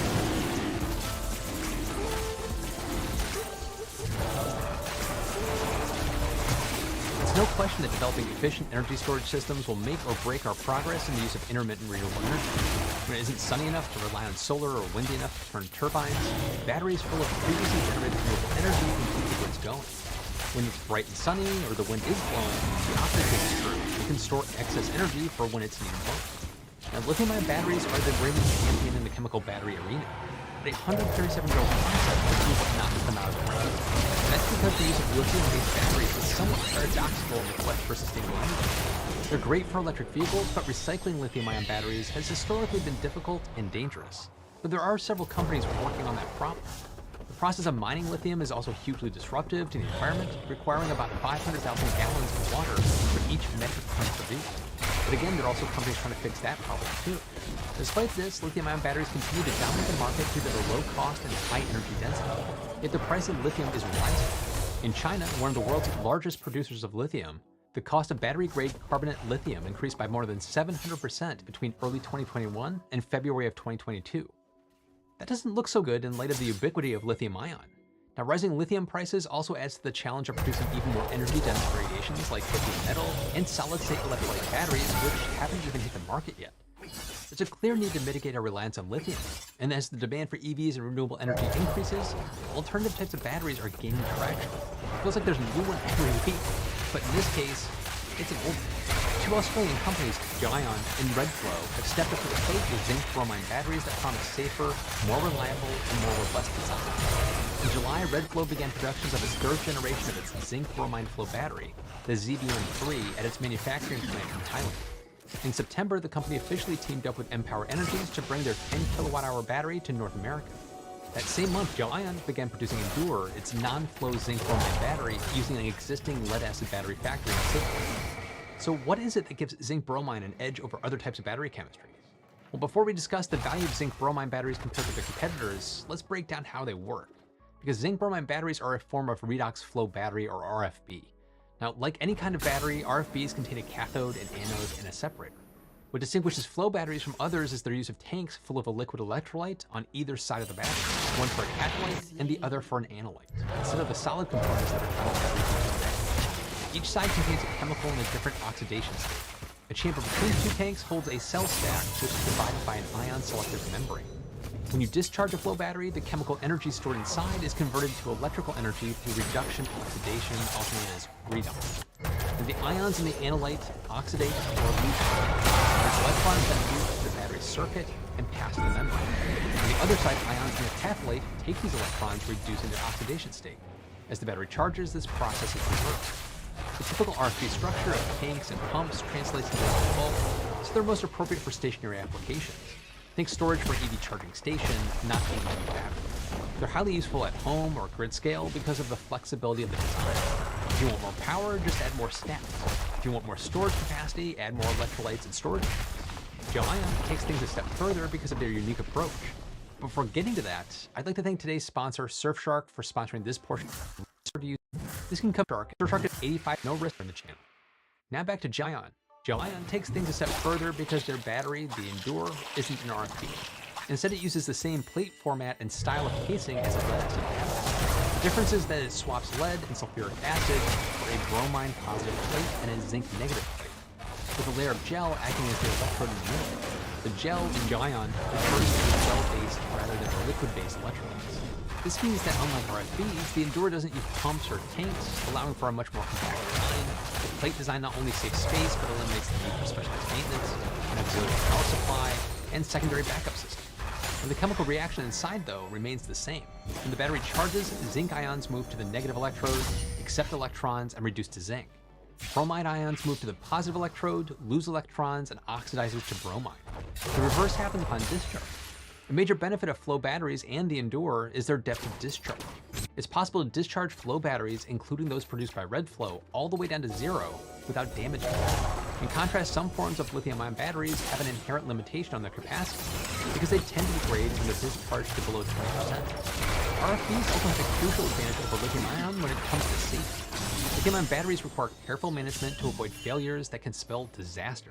When mishandled, damaged, or overheated, they're prone to thermal runaway, which can cause fires. And they're also well known for exploding. Fires caused by lithium-ion batteries are especially dangerous because they're difficult to put out and can even be ignited. To put this in perspective, last year a Tesla lithium-ion battery pack caught fire during testing at the Victoria Big Battery in Australia. It burned for 3 days. Another Tesla Megapack energy storage system, this time in California, caught fire last September. Like the fire in Australia, nearby residents were warned to shut their windows to protect themselves from smoke, which is full of toxic gases. Now, I don't call it Tesla because it's their problem. It's just a lithium-ion battery problem that some of the world. Now, while these events are rare and lithium-ion batteries are generally very safe, when things go wrong, there are serious safety concerns. Flow batteries solve this problem by using non-flammable elements and water-based electrolytes rather than organic. This greatly reduces the chance of fire. As of right now, vanadium redox flow batteries are the most popular, but there's no shortage of chemistries to choose from, like all iron, uranium, or even copper. That said, zinc bromide is probably the oldest of the bunch by a wide margin. The concept of zinc bromide batteries was first patented by a New Yorker named C.S. Bradley, all the way back in 1885. So why are they relevant now? Well, for one, the incredible simplicity. Another is that bromine is a natural fire retardant, an appealing quality when considering the instability of some lithium chemistries. Gel-Ion claims that its bromine gel can substantially moderate or even extinguish a fire. Still, other flow batteries also provide a low fire risk, with vanadium also having a leg up in its unique qualities. Vanadium can exist in multiple oxidation states, and a study published by the US Department of Energy notes that vanadium redox flow batteries have virtually an unlimited cycle life. We actually covered a new vanadium redox flow battery chemistry in a recent video if you want to see it. I'll put a link in the description. Even so, for all its usefulness, vanadium comes with its own set of weaknesses. Cost is the big one. The metal itself, which is mostly used to strengthen and toughen steel alloys, is known for its price volatility. In contrast, the components of zinc bromide batteries are significantly cheaper. Most of the Earth's bromine is found in ocean water, so we're literally swimming in it. It's easy to see how big of a difference that makes. A 2017 study estimated that chemical cost of storage for a vanadium redox flow battery is about $124 per kilowatt. That's about 15.5 times more expensive than the cost of a zinc bromide battery at $8 per kilowatt. More recently, a 2021 study examined the materials cost associated with vanadium, zinc bromide, and all-iron batteries. Among the three, zinc bromide batteries won out as the cheapest at $153 per kilowatt hour, which is far lower than vanadium's $491. Researchers also investigated the impacts of each type of battery on human and environmental health, revealing another issue with vanadium flow batteries. That's toxicity. Vanadium oxides are highly toxic, and as a result, vanadium production involves a higher potential for human health hazards relative to zinc bromide. Vanadium is also dissolved in sulfuric acid, which is corrosive and hazardous to both people and the environment. But just to call this out, all those issues can be addressed through proper engineering, design, and maintenance. The results don't mean that zinc bromide gets off scot-free from safety perspective. Bromine still poses a risk to human health and electrolyte flow due to its carcinogenic nature. Nevertheless, Sandia National Laboratories argues that the chemical reactivity and evaporation rate of the bromine contained in an electrolyte is much lower than pure bromine, and that the chemical smells so bad that it still will be used pretty quickly. Sure, zinc bromide may beat vanadium in terms of cost and length of environmental impact, but does it stink in comparison to lithium ion? But to be clear, zinc bromide batteries are definitely not as energy dense. On a grid scale, Gel-Ion's batteries have an energy density of about 120 watt-hours per kilogram. And Redflow's system integration architect Simon Hackett explained in a 2021 presentation that the company's batteries are more energy dense than lead acid, but less energy dense than lithium. When it comes to round-trip efficiency though, zinc bromide batteries can potentially compete with lithium ion. Gel-Ion's Endure battery has a round-trip efficiency of about 85 to 90%, and that's very comparable to the 82 to 90% range for lithium-ion batteries. That study, which addressed the cost and performance of grid energy storage tech, also points to the ways in which the zinc bromide batteries are less expensive than either lithium-ion or vanadium. In the case of a 10 megawatt battery storing energy for 4 hours, lithium-ion batteries are the cheapest when considering things like the storage block itself, which includes the cost of battery modules, racks, low battery stacks, electrolyte, and tanks. Their HVAC and pipe systems are also cheaper. However, both Gel-Ion and Redflow claim that their zinc bromide batteries don't require air conditioning in the first place.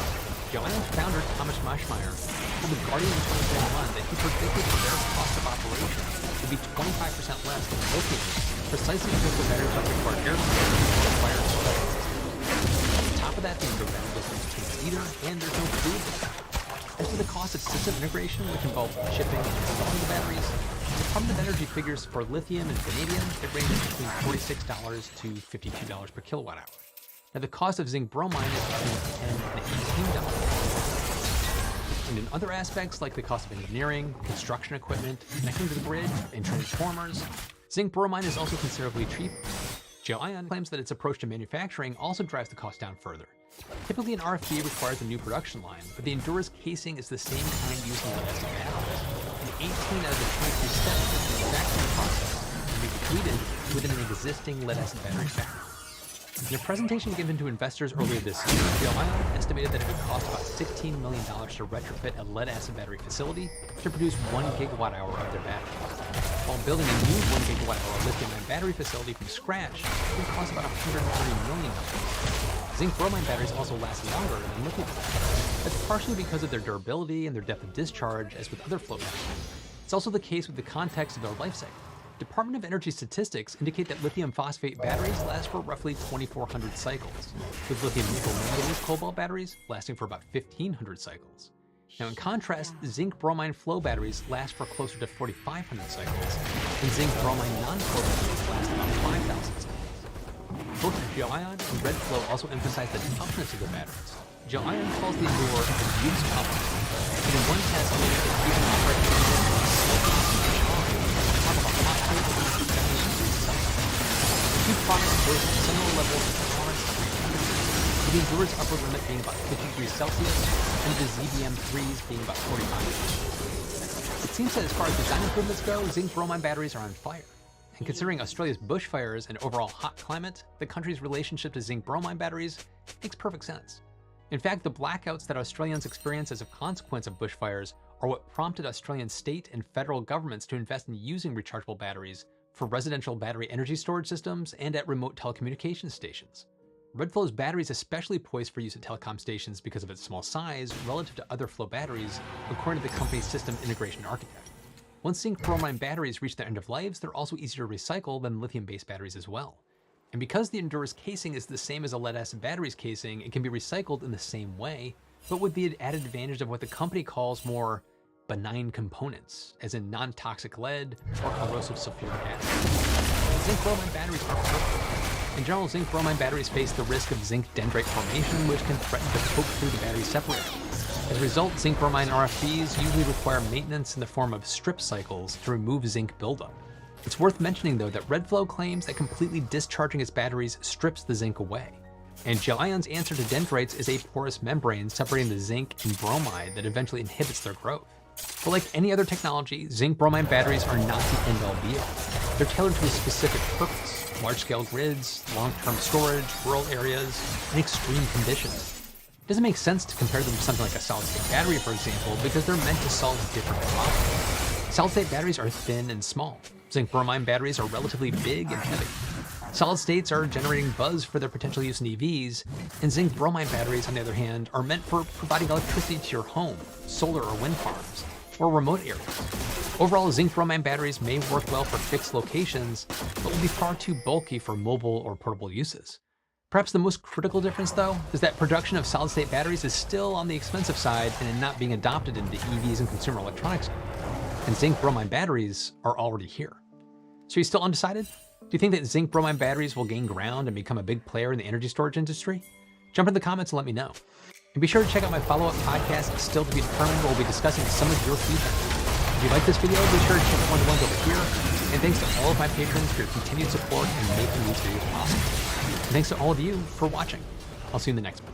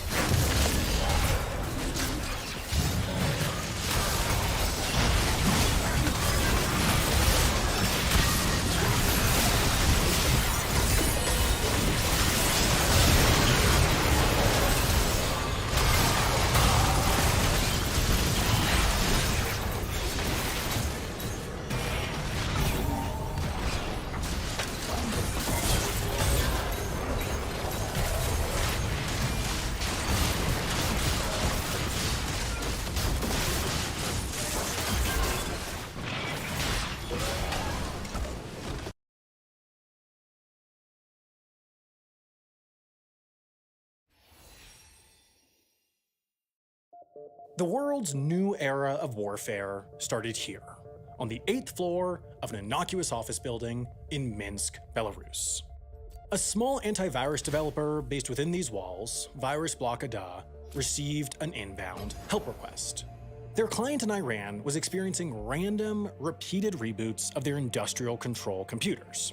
It was probably a bug, they thought, a misconfiguration of Windows, or an issue of two programs not playing nice with each other.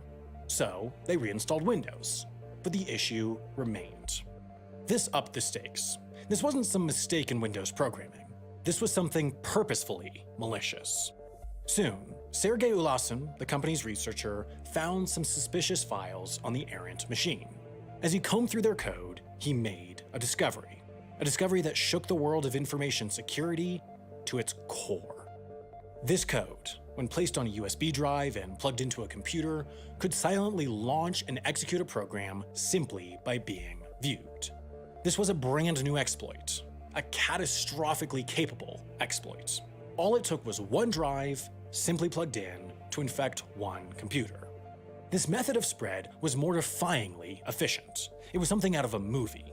Recognizing that, the intuitive question was how far it had spread. The answer was chilling. 58%. 58% of devices in Iran were infected with this malicious code. 58% of the country's computers were within the grips of some mystery developer so capable that they had identified an exploit of existential proportions. And what made this ominous envelopment all that much more intimidating was that nobody knew what this code was intended to do. Nobody knew why a high-skilled hacker had spread a groundbreaking worm to 58% of Iran's computers. What became clear far quicker is that Virus Blockade's discovery did not gain prominence for the virus itself. It gained prominence because this small Belarusian antivirus company had discovered that the world had entered a new era. The world had entered the era of highly advanced, highly targeted, and highly capable cyber warfare. This new era was made possible, and perhaps more importantly, made profitable by one single concept: the zero day. You see, in decades past, national intelligence agencies and nefarious independent operatives focused on gathering information in transit. Rather than sneaking into the embassy, you intercepted the courier. Rather than placing a bug in the phone, you tapped the transmission line. It was simply easier to capture information on the move than at its origin or destination. As the digital age awoke, this MO continued, but then the manufacturers caught up.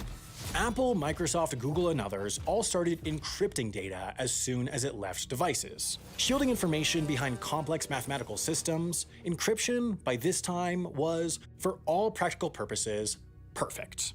Therefore, the strategies behind digital espionage had to change. The snoops needed a new way to get in. While the math behind encryption may be infallible, people are not. The devices on which data is created and stored, phones, computers, servers, and more, are created by people. Therefore, the devices have holes. These holes are referred to as zero days. Any software has vulnerabilities. Most will be caught before release, some will be caught shortly after and quickly addressed with a patch, but a tiny minority will go unnoticed for weeks, months, or years. In the early 2000s, hobbyist hackers spent their evenings scrolling through code looking for these bugs. Faced with hostility and legal threats when reporting vulnerabilities straight to its software's developers, many would post about their findings on online forums, earning little else than bragging rights. Early information security companies would repackage this information and include it in a digital threat alert system for companies and agencies, notifying them when their software might have holes not yet fixed by the developer. One such company, iDefense, found itself faltering in 2002 as they were selling the same information at the same time to the same customer base. They simply had zero competitive advantage. So, they created one. They decided to start paying for exploits. Hackers would come to them with a bug, and in exchange for their silence, iDefense would pay anywhere between a couple $100 and a couple $1,000. iDefense would then alert the software's developer and its own customers before the competing information security companies could. With the information staying among more trusted hands, this also lowered the likelihood of a vulnerability being used for nefarious reasons.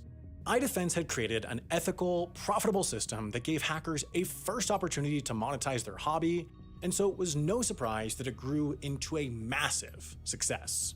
In mere months, the company went from weeks behind on payroll to a pioneer in the industry. But then the calls started coming, and the area codes were local. The Chantilly, Virginia-based company was fielding inquiries from around the DC Beltway. Government contractors wanted to buy their exploits. For the 0 days that iDefense had paid 3 or 4 figures for, the callers were willing to pay 6, as long as the company stayed quiet, as long as the buyer stayed the only one with knowledge of the 0 day. iDefense said no, but they soon found themselves priced out of the very market they had created. Whereas their payouts might fund a vacation, the black market bounties paid for sports cars. They simply couldn't compete. On the other side of the equation, the American military machine had recognized the astonishing potential rising out of a single software susceptibility. Unperturbed by borders, rules of engagement, or mortality, cyber warfare had the potential to silently achieve America's strategic goals so long as they, and only they, knew about these 0 days. In the years since, the market has propagated into a staggering degree of scale and legitimacy. While a thriving black and gray market still exists, especially for sales to countries with concerning human rights records, Western players like the US source the 0 day exploits upon which they build their cyber weapons from companies that hardly hide what they're doing. In the most extreme example, 0 day broker Zerodium publishes their price list. For an exploit capable of running a piece of code on a device or network without user interaction, remote code execution as it's known, the company is willing to pay up to $10,000 on router software. For the same capability, they'll pay up to $100,000 on WordPress and up to $1 million for Windows. Zerodium is even offering a temporarily higher $400,000 bounty for a remote code execution 0 day on Microsoft Outlook, possibly indicating that someone somewhere desperately needs that very exploit for a cyber weapon under development. Remote code execution exploits are the holy grail of 0 days. Properly used, they can allow virtually unfettered access to another's machine. Of course, 0 days become worthless essentially the instant they are discovered. Nowadays, software developers will quickly patch the exploits upon notification. Therefore, the fact that this malicious code, quickly dubbed Stuxnet, included a remote code execution exploit that could have sold for hundreds of thousands of dollars, indicated that it was designed to do something equally valuable. However, it soon became clear that the .lnk exploit did not stand alone. Layered on top of it was another remote code execution exploit. Stuxnet was designed to embed itself into the file that communicates metadata to printers on a local network. However, with this 0 day, that file would end up on all the other computers on that local network, silently and quickly spreading from a single machine to an entire office, university, factory, or other facility. Then, to complete this spread, the code used 2 escalation of privilege 0 days, each for different versions of the operating system, allowing it, when installed on a single user account, to gain access to an entire machine. 4 0 days, 4 exploits, each worth life-changing amounts of money. This was, in the most literal sense, an unprecedented scale of hacking device. Never before had a piece of code so expertly intertwined 4 exploits. Whoever was behind this had exhausted enormous resources onto this single 1 megabyte piece of code, but even as it was being combed through by virus blocking, even as it set the information security industry ablaze, even as it propagated from machine to machine in Iran and beyond, the single most important question remained unanswered. What was Stuxnet designed to do? This is the Natanz nuclear facility. And though neither Iranian officials nor anyone in global information security knew it, by the middle of 2010, the complex had become ground zero for the implementation of the most advanced cyber weapon the world had ever seen. Hours away from Tehran by car, sitting on the border of the nation's central desert, in the shadow of the Caucasus Mountains, this uranium enrichment facility is purposefully geographically isolated. Its geographic isolation, however, pales in comparison to its digital isolation. Natanz, in response to an earlier, more rudimentary cyber attack, wasn't even connected to the internet, as Iran had air-gapped the facility to protect important and notoriously fickle centrifuges from outside meddling. For the outside to meddle then, a worm had to be planted manually. At some point in 2009, An unknown employee at the plant, a spy, or a mole plugged a contaminated USB stick into a PC running Microsoft Windows. Getting the malware past the air gap, however, only marked the beginning. First, using the .lnk0 day, the worm jumped from USB to computer without detection. Then, using the printer zero-day vulnerability, the worm gained access to the facility's local network and spread across the entire enrichment plant.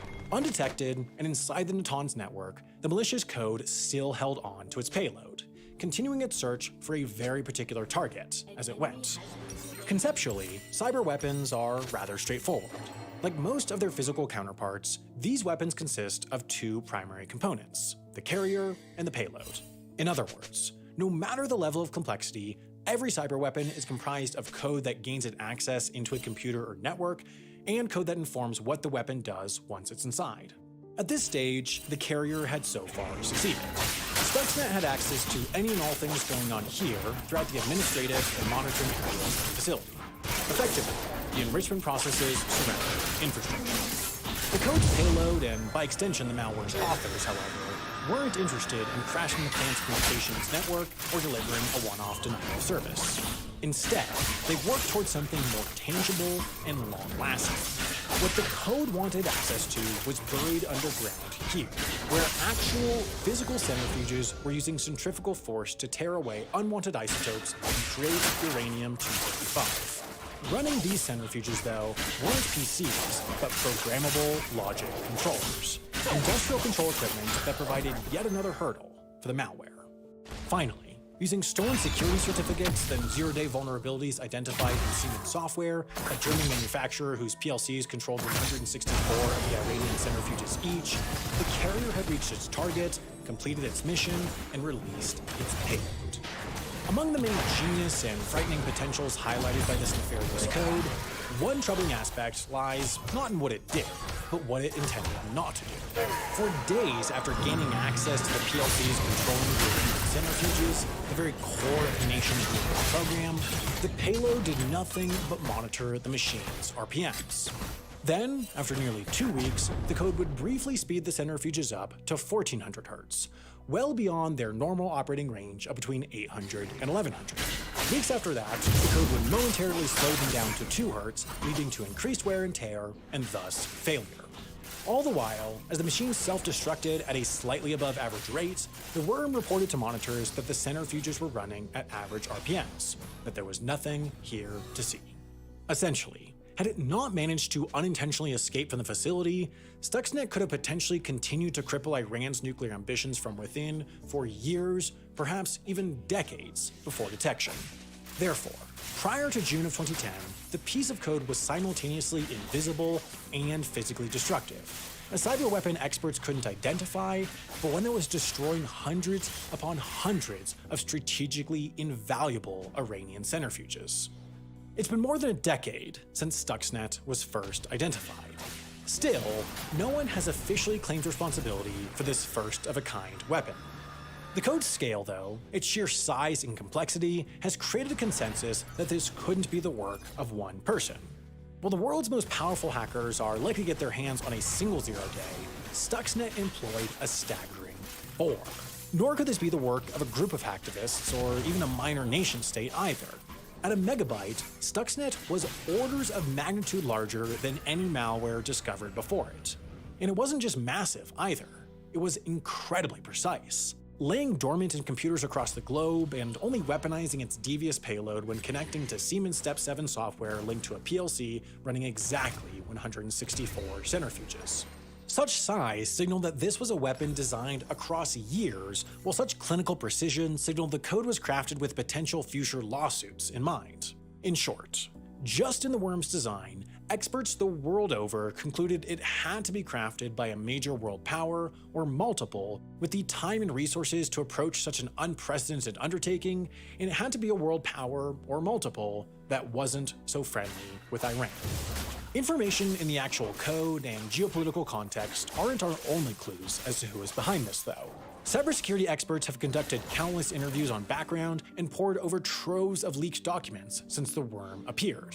What they found was that the development of Stuxnet was described as a third option that existed somewhere between doing nothing to slow Iran's nuclear advance and launching airstrikes to destroy the enrichment facilities. As an alternative was how the weapon was first presented to President Bush, then to Israeli officials, then eventually to President Obama, all of whom supported its implementation. What the journalists revealed was that the US and Israel had ushered the world into a new era of state-led cyber offensive that wreaked physical destruction. Before this point, nation-states, the US through the NSA and Israel through its Unit 8200, used cyber divisions to defend and surveil. Now they were going on the offensive. By crossing the Rubicon, though, and getting caught, the actions of the US and Israel have opened Pandora's box. Though Iran denied involvement, in 2013, major American banks were hit with a concerted attack. American intelligence identified it as retaliation by Iran, and a worrying lesson as to how quickly the rivals' cyber capabilities were expanding. Holding up American banks in 2013, however, only marked the beginning.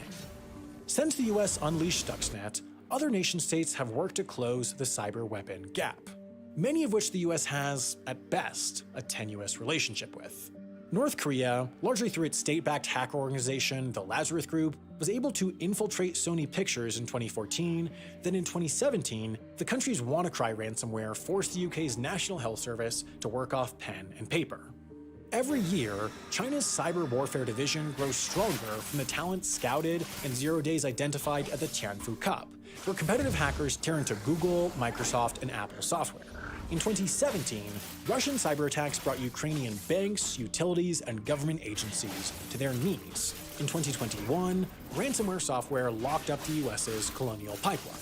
Increasing the speed at which the rest of the world catches up to the US is the fact that American weapons are spreading. The United States has long been considered a leader, if not the leader, in cyber warfare, but a 2017 leak by a hacker group known as the Shadow Brokers unleashed the American NSA's hacking tools for the entire world to use. Today, experts have reached a concerning consensus. The capability for catastrophic cyber warfare exists more acutely now than at any point before, changing the very landscape for current and future conflicts. Traditional weapons have consequences for the aggressors. If Russia were to deploy a nuclear weapon, mutually assured destruction would dictate a swift response by the target nation. Cyber weapons are different. It took years for major media organizations to start pointing towards the US and Israel as the forces behind Stuxnet, and much of the proof came from tacit acknowledgement by the American and Israeli government officials themselves. When the stakes get raised, so will the secrecy. Cyber warfare has the potential for destruction without consequences. In this new battlefield, there are no rules of engagement, there are no Geneva Conventions, there are simply cutting-edge aggressors and vulnerable targets who have not yet realized the doors they've left open. Experts believe that today represents a waiting period. The weapons exist, they've been developed, and they could even be out there already, embedded in the world's machines, laying dormant until the time comes for them to unleash their destructive potential. But by and large, that time has not yet come. Faced with the reality that each individual weapon can only be used once until vulnerabilities are patched, the nation-states and organizations behind these have yet to find the will to unleash a truly devastating attack on a major nation. An attack that will wake the world up to the truly existential nature of this new battlefield. But that time is coming. The big one's coming. Wars will no longer be fought in far-off lands that can be ignored simply by turning off the TV. They will be fought in the technology that has come to envelop every moment of modern life. The US and Iran have had an incredibly tense relationship for the better part of the last century in the context of what led to Iran's nuclear program, and therefore what led to the US's development and deployment of Stuxnet stretches back into the 1950s. If you want to learn about that other side of this topic, I'd highly recommend you watch Real Life Lore's Modern Conflicts episode about US-Iranian relations on Nebula. That's exclusive to Nebula since YouTube content guidelines make it tricky to cover conflicts. This is just one of a huge number of exclusive videos on Nebula. If you're the type of person that endlessly scrolls through streaming platforms struggling to find something you want to watch, then Nebula is for you, because it's more stuff by the creators you already watch and love. After the Modern Conflicts episode, you could watch our feature-length doc on the crisis and conflict brewing in the American West with the drying up of the Colorado River, then watch Half as Interesting's travel-based game show where I'm chased across the country trying to break weird laws along the way, then watch Real Engineering's spectacularly produced series on the Battle of Britain, then watch Tom Scott's ingeniously designed game show Money featuring a much younger me, and I could keep going, but that's probably already a week's worth of content, so you get the point. Amazingly, the cheapest way to get access to Nebula gets you access to a whole other streaming site too, CuriosityStream.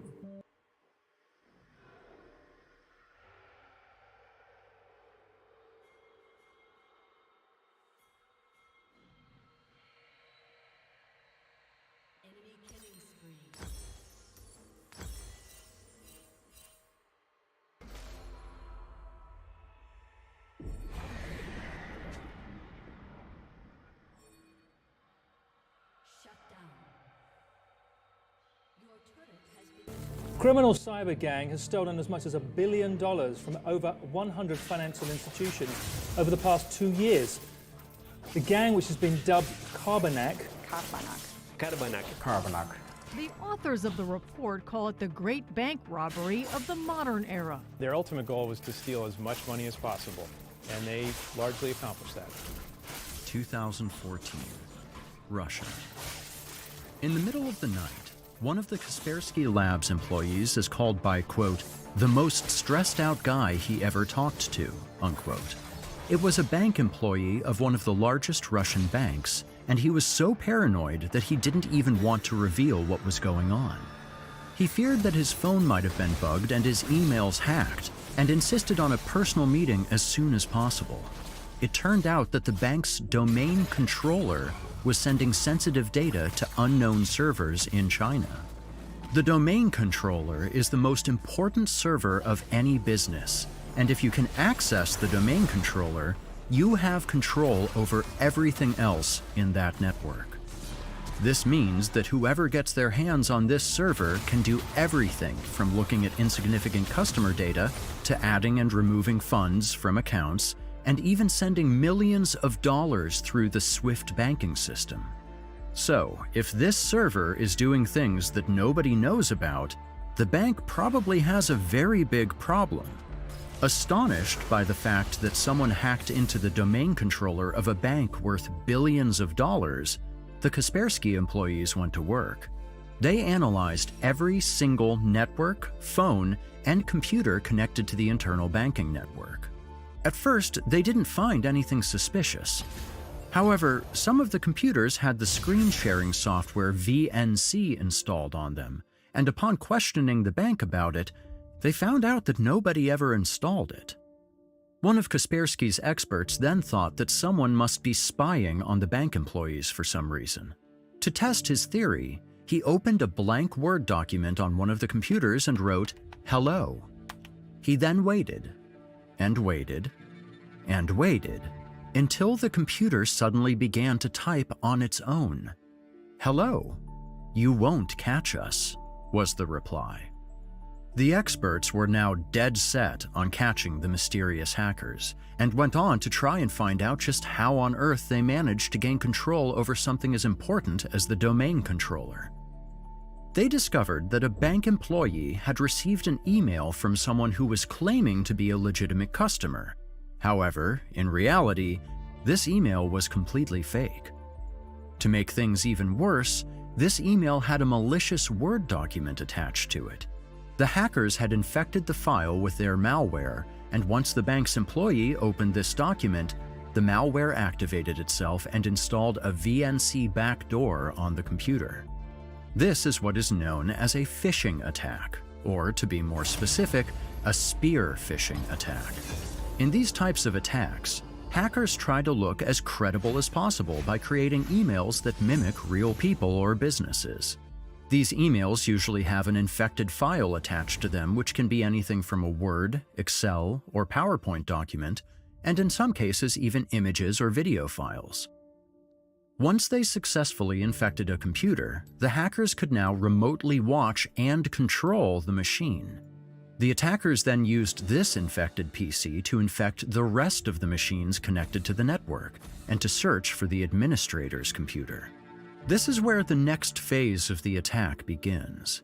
They would slow down the admin computer by running as many background programs as possible and hoping that one of the bank employees would eventually contact IT support to fix the PC. And this is exactly what happened. Once the IT support arrived, they entered the admin passwords and tried to fix the problems on the computer. However, unbeknownst to them, they didn't fix anything. Instead, they had just compromised the security of the entire bank. Thanks to a keylogger, a program that records every keystroke made on the keyboard, the hackers obtained the admin passwords and were now able to log into the admin account and infect the remaining network of the bank. The hackers now had access to absolutely everything, and this is where Phase 3 started. They would spy on the employees for months until they knew how they operated and what protocols they followed. They were basically a shadow employee, silently watching and recording everything the bank was doing. Once they knew about all of the protocols the bank employees followed, the robbery started.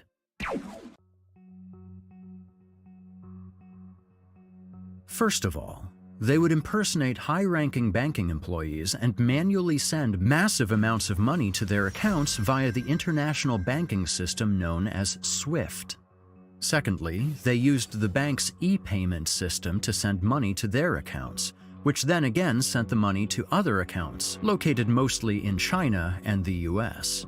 These accounts were then emptied by the henchmen of the group, which are known as money mules. The next method was akin to the stuff of Hollywood movies. Because the hackers had access to the entire internal network of the bank, they were able to remotely control ATMs and make them spit out cash whenever they wanted.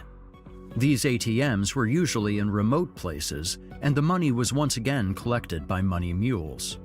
These methods were pretty amazing, but it was the last procedure that was the most interesting one. They would take accounts that had small amounts of money in them, inflate them, and then pocket the difference. However, this is where they messed up for the first time. They accidentally inflated the account of an elderly Russian man who only had 34 rubles in his account when he went to bed. The next morning, he had over 10 million rubles in the same account. Luckily for the hackers, the bank thought they had made a mistake and no investigation was started. Even though the experts knew exactly how the hackers infected the bank, they were not able to find any traces that would lead them to the stolen $9 million, and the case was eventually put on hold. A few weeks later, Eugene Kaspersky, the CEO of Kaspersky Labs, traveled to a cybersecurity conference in Singapore. There, he wanted to talk about his experience with the Carbonic hackers, and to his surprise, it turned out that this was not an isolated case. Europol, the European Union's law enforcement agency, had also registered a few of these attacks on European banks. The two then decided to team up with the banks that had been hit by Carbonic, different cybersecurity specialists, and a few experts from other intelligence agencies. The group then formed the Joint Cybercrime Action Task Force, also known as JCAT, and started to pour resources into hunting the mysterious Carbonic group. At first, they didn't find any clues about the hackers until one of the Kaspersky Labs employees found a tiny mistake in the Carbonic code. This mistake enabled the experts to send a request to the Carbonic command and control server. In basic terms, if they sent a very specific message to this server, they would receive a very specific answer. However, there was one problem. They had to send this request to the Carbonic command and control server and not any other server. But nobody knew the physical nor the digital address of this Carbonic server. This meant that the Kaspersky team had to literally scan the entire internet and send this request to every single server connected to the web, hoping that one of the servers would eventually answer them with the message they were looking for. After 2 days, they got exactly what they wanted. The Carbonic command and control server answered their request, and as a result of this, the experts were able to find it. The server was located in the country with the best IT infrastructure in Europe and the second best connected country in the world, the Netherlands. The Dutch police quickly managed to get their hands on the server and invited the experts to investigate it. The analysis of this command and control server then revealed the terrifying true scope of the Carbonic attacks.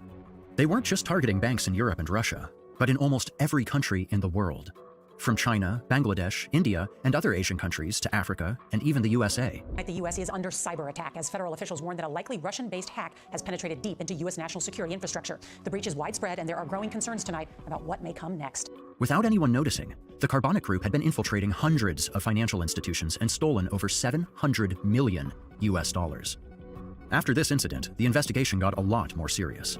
The JCAT task force began to cooperate with other intelligence agencies that were also searching for the same criminals. These included organizations such as the FBI, CIA, Romanian, Russian, and Moldovan intelligence agencies, and many more. As the experts got closer to the Carbonic Group, they suddenly disappeared. The hackers went silent for a few months, only to return and commit the biggest mistake of their hacking careers. Taiwan, 2016. The cybercrime group was back to business as usual, but two of the money mules were inexperienced and would cause a massive problem for the Carbonic Group. While they were retrieving money from some hacked ATMs, an unsuspecting local Taiwanese resident approached the bank to also get some money. As the resident approached, the two money mules got so nervous that they left as quickly as possible and forgot a stack of 60,000 NT dollars in the ATM. Surprised about the strange behavior of the two men, combined with the fact that they left a decent amount of money behind, the resident decided to alert the police. The Taiwanese police then watched the CCTV footage of the ATMs and immediately realized that something was off. They acted incredibly quickly, and before the criminals knew it, the incident was all over the news. The first bank reported that over 70 million NT dollars was withdrawn illegally. The withdrawals were made in both Taipei and Taichung across 34 ATMs and 20. To make matters even worse, the police had over 500 officers going through all of the CCTV footage they could, and they eventually tracked down the address of the two men. The competence and unbelievably quick actions of the Taiwanese police then led to the identification of 22 suspects. Most of them were Russians, and the rest were from Eastern Europe. The Carbonic Group was now in big trouble, and even though 19 of the 22 suspects had already escaped Taiwan, 3 were still there, alone, in a country that was hunting them and with millions of dollars in cash. One of the remaining suspects was a Latvian man known as Andreas Pergudovs. He was the alleged leader of the operation, and after he saw his face on national TV, he quickly decided to cut his ties with the money. He went to a mountainous area near Donghu Park in Taipei, hid 2 bags full of cash, and proceeded to travel to the Yilan province. The other 2 remaining members of the gang were still in Taipei and decided to store their part of the stolen money in the luggage lockers at the Taipei train station. Only a few hours later, 2 men arrived from Eastern Europe, picked up the luggage, and calmly went back to their hotel. What they didn't know is that hundreds of police officers were watching them through the Taiwanese CCTV camera network. Once they arrived at the hotel and left their luggage in their room, they went to have brunch in the hotel's restaurant. This is where the police finally took action and arrested the 2 men. In a perfectly coordinated operation, the police also captured Andreas Pergudovs on the same day. The Taiwanese police had done what nobody else could, and even though the arrested men were only henchmen that didn't know much about the Carbonic Group's leaders, the Taiwanese authorities managed to make the first arrest in the Carbonic case. This is where the manhunt for the leaders of the group begins. Spain, 2018. Spanish authorities were investigating a criminal organization that was laundering money in Spain. With the help of Interpol, an international law enforcement agency, the Spanish police were able to find out who was delivering the money that was being laundered and who their clients were. Through sheer coincidence, they discovered that one of the clients of the money laundering criminals was a Ukrainian computer specialist known as Dennis K. After thoroughly investigating this man, it was revealed that he had links to the Russian and Moldovan mafia and that he had coordinated several cyber attacks for them. They had been cooperating since 2013, and while the mafia provided Dennis K with the money mules, he would pay a hefty 40% of all of his profits to these Eastern European criminal organizations. Dennis K and 3 other members of the group were finally arrested in the port city of Alicante in 2018, and upon raiding their property, police found boxes full of jewelry, 2 BMWs, and 15,000 bitcoins, which, at the time, were worth about 150 million US dollars. The rest of the $1 billion US was never found, and even though Dennis K was supposedly the leader of the group, Kaspersky Labs believe that there are many more people involved in this. Either way, the group is still active today and still stealing millions every year, operating under different names, such as Fin7, Joker Stash, Cobalt Spider, and many more. If you enjoyed this video, please leave a like and subscribe. Also, let us know what you think about the Carbonic Group. Video narrated by Eric Peabody.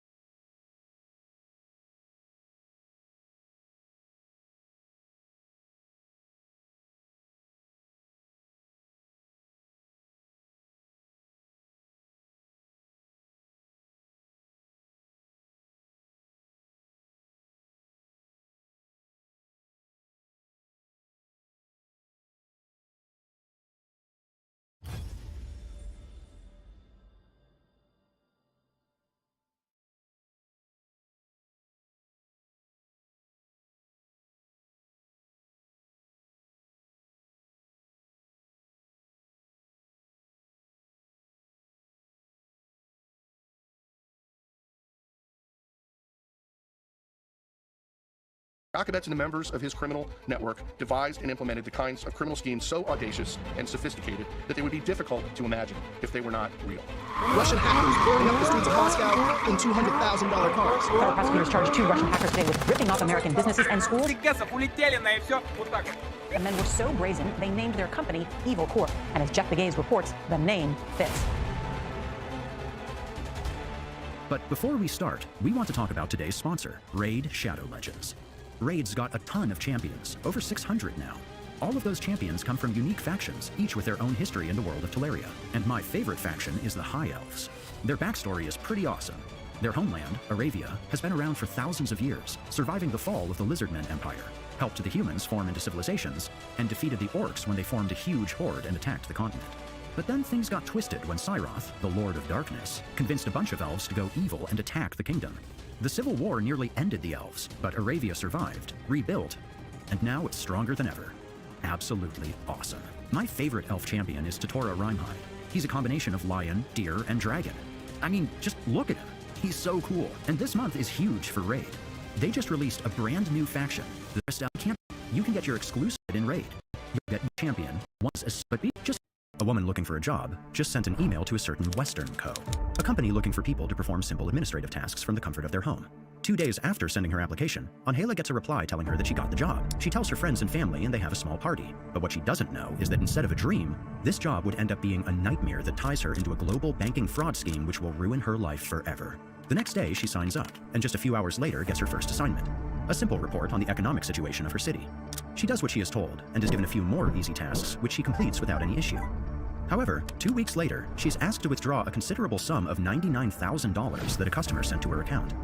After withdrawing the money, she is asked to send it to 3 Russian bank accounts and is told to keep $1,000 as a commission. 2 days later, she goes to her bank and tries to withdraw the money, but receives an error message. She immediately gets a bad feeling and calls her bank. Hello? But the bank doesn't give her any useful information and just tells her to wait at the ATM for a few minutes. Something just doesn't seem right. Suddenly, 2 police cars appear. 4 officers quickly get out, draw their guns, and tell Angela to get on the ground.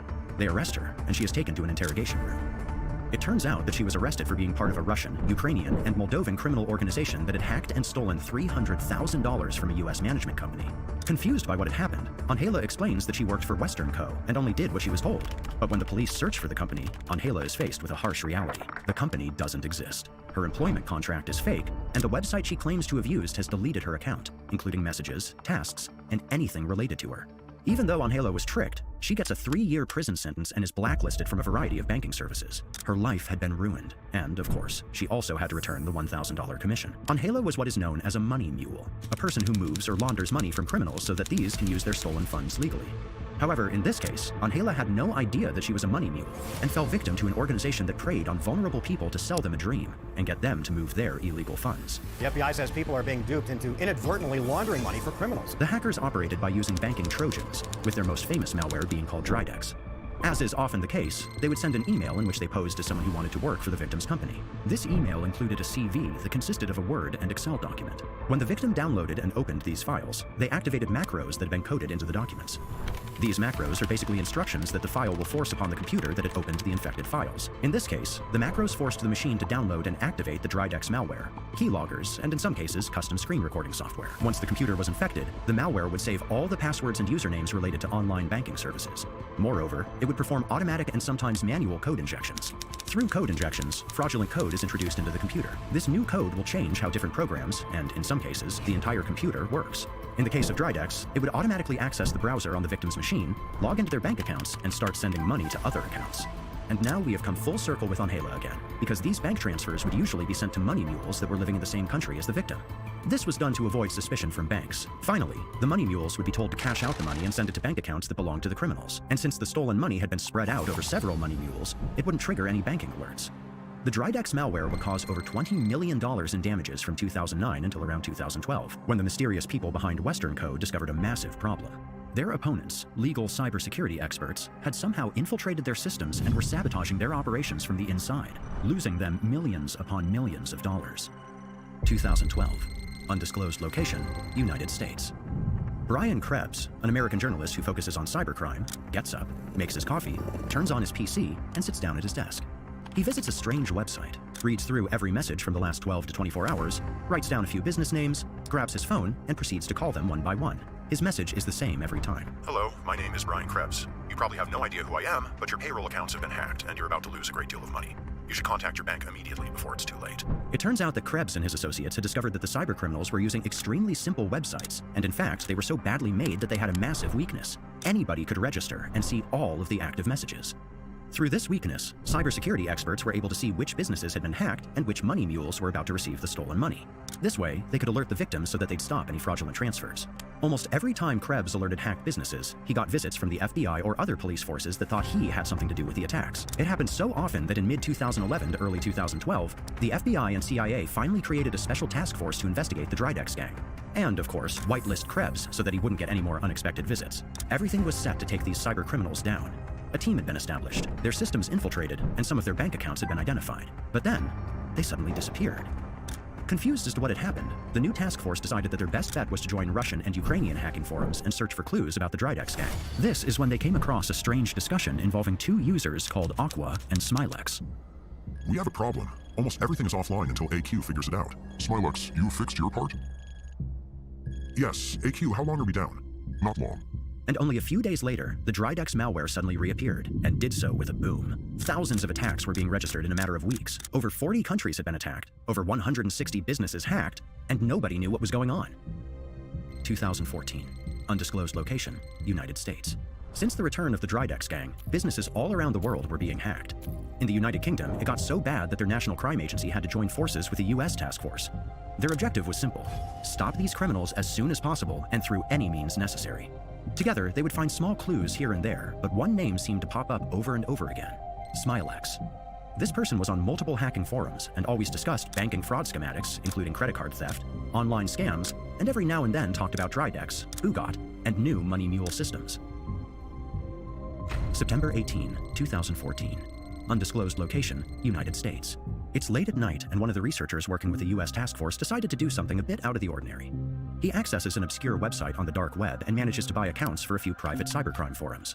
In these forums, cybercriminals from all over the world discuss new hacks and recruit new hackers for their organizations without any restrictions. He goes through a few of them, but finds nothing related to the Drydex gang. But then, as he reads through posts from the last forum he had gotten access to, he finds something interesting. He discovers an account who had been talking about attacks that involved the same companies that had been hacked by the mysterious Drydex group.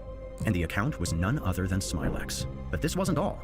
Smilex had also posted an advert saying that he and his organization were searching for talented hackers to create what he called a new age hacking corporation. And on this advert, Smilex also shared his Gmail account for anyone who wanted to contact him. This was a massive mistake by Smilex and would eventually lead directly to some of the most wanted criminals in the world, the Russian government, and to millions upon millions of stolen US dollars. February 10, 2015. Undisclosed location, United States. The task force contacted Google, and after the team got their digital search warrants approved, they were given the ability to access Smilex's account details, as well as the ability to read all of his messages. And it was a goldmine. One of the messages was sent from a hosting provider, a company that basically connects websites to the internet. The company was warning Smilex that his account was about to be disabled, and that he should delete the malicious files from his websites immediately. What was even better was that the email contained all of the addresses that contained these malicious files. The investigators then went to see what Smilex had uploaded to those websites and found nothing else than blank websites with very strange things coded into them. The sites contained cryptic texts that nobody understood, and origin files for a special botnet which was none other than the Drydex botnet. In addition to the botnet, there were dozens of mini files spread out over a bunch of other blank websites that, when combined, would create the Drydex malware. Basically, the task force had found the account of the person who was in charge of the entire Drydex malware. But the next message was the real prize, an email that contained Smilex's account details for an underground texting app known as Jabber. Regardless of the strange security behavior of Smilex, the agents didn't waste time and quickly logged into his Jabber account. They went through all of his conversations and saved everything from names to pictures and locations. In these messages, they found several profiles that were connected to the Drydex gang, but 3 users stood out the most: Aqua, Nintuto, and Karamba. These 3 mysterious usernames discussed business deals, targets for cyber attacks, money laundering, and referred to their organization as Evil Corp. Some of these conversations went into such detail that the investigators managed to find a string of messages that connected Smilex to a real person, a mistake that would change his life forever. The man in charge of recruiting hackers for the Drydex gang was a 30-year-old Moldovan man called Andrei Ginkel. What's even better is that the team of investigators acted so fast that Andrei didn't even notice anything. They used the opportunity to monitor his messages, and only a few days later, Andrei sent a message to Aqua in which he told him that he'd be on vacation.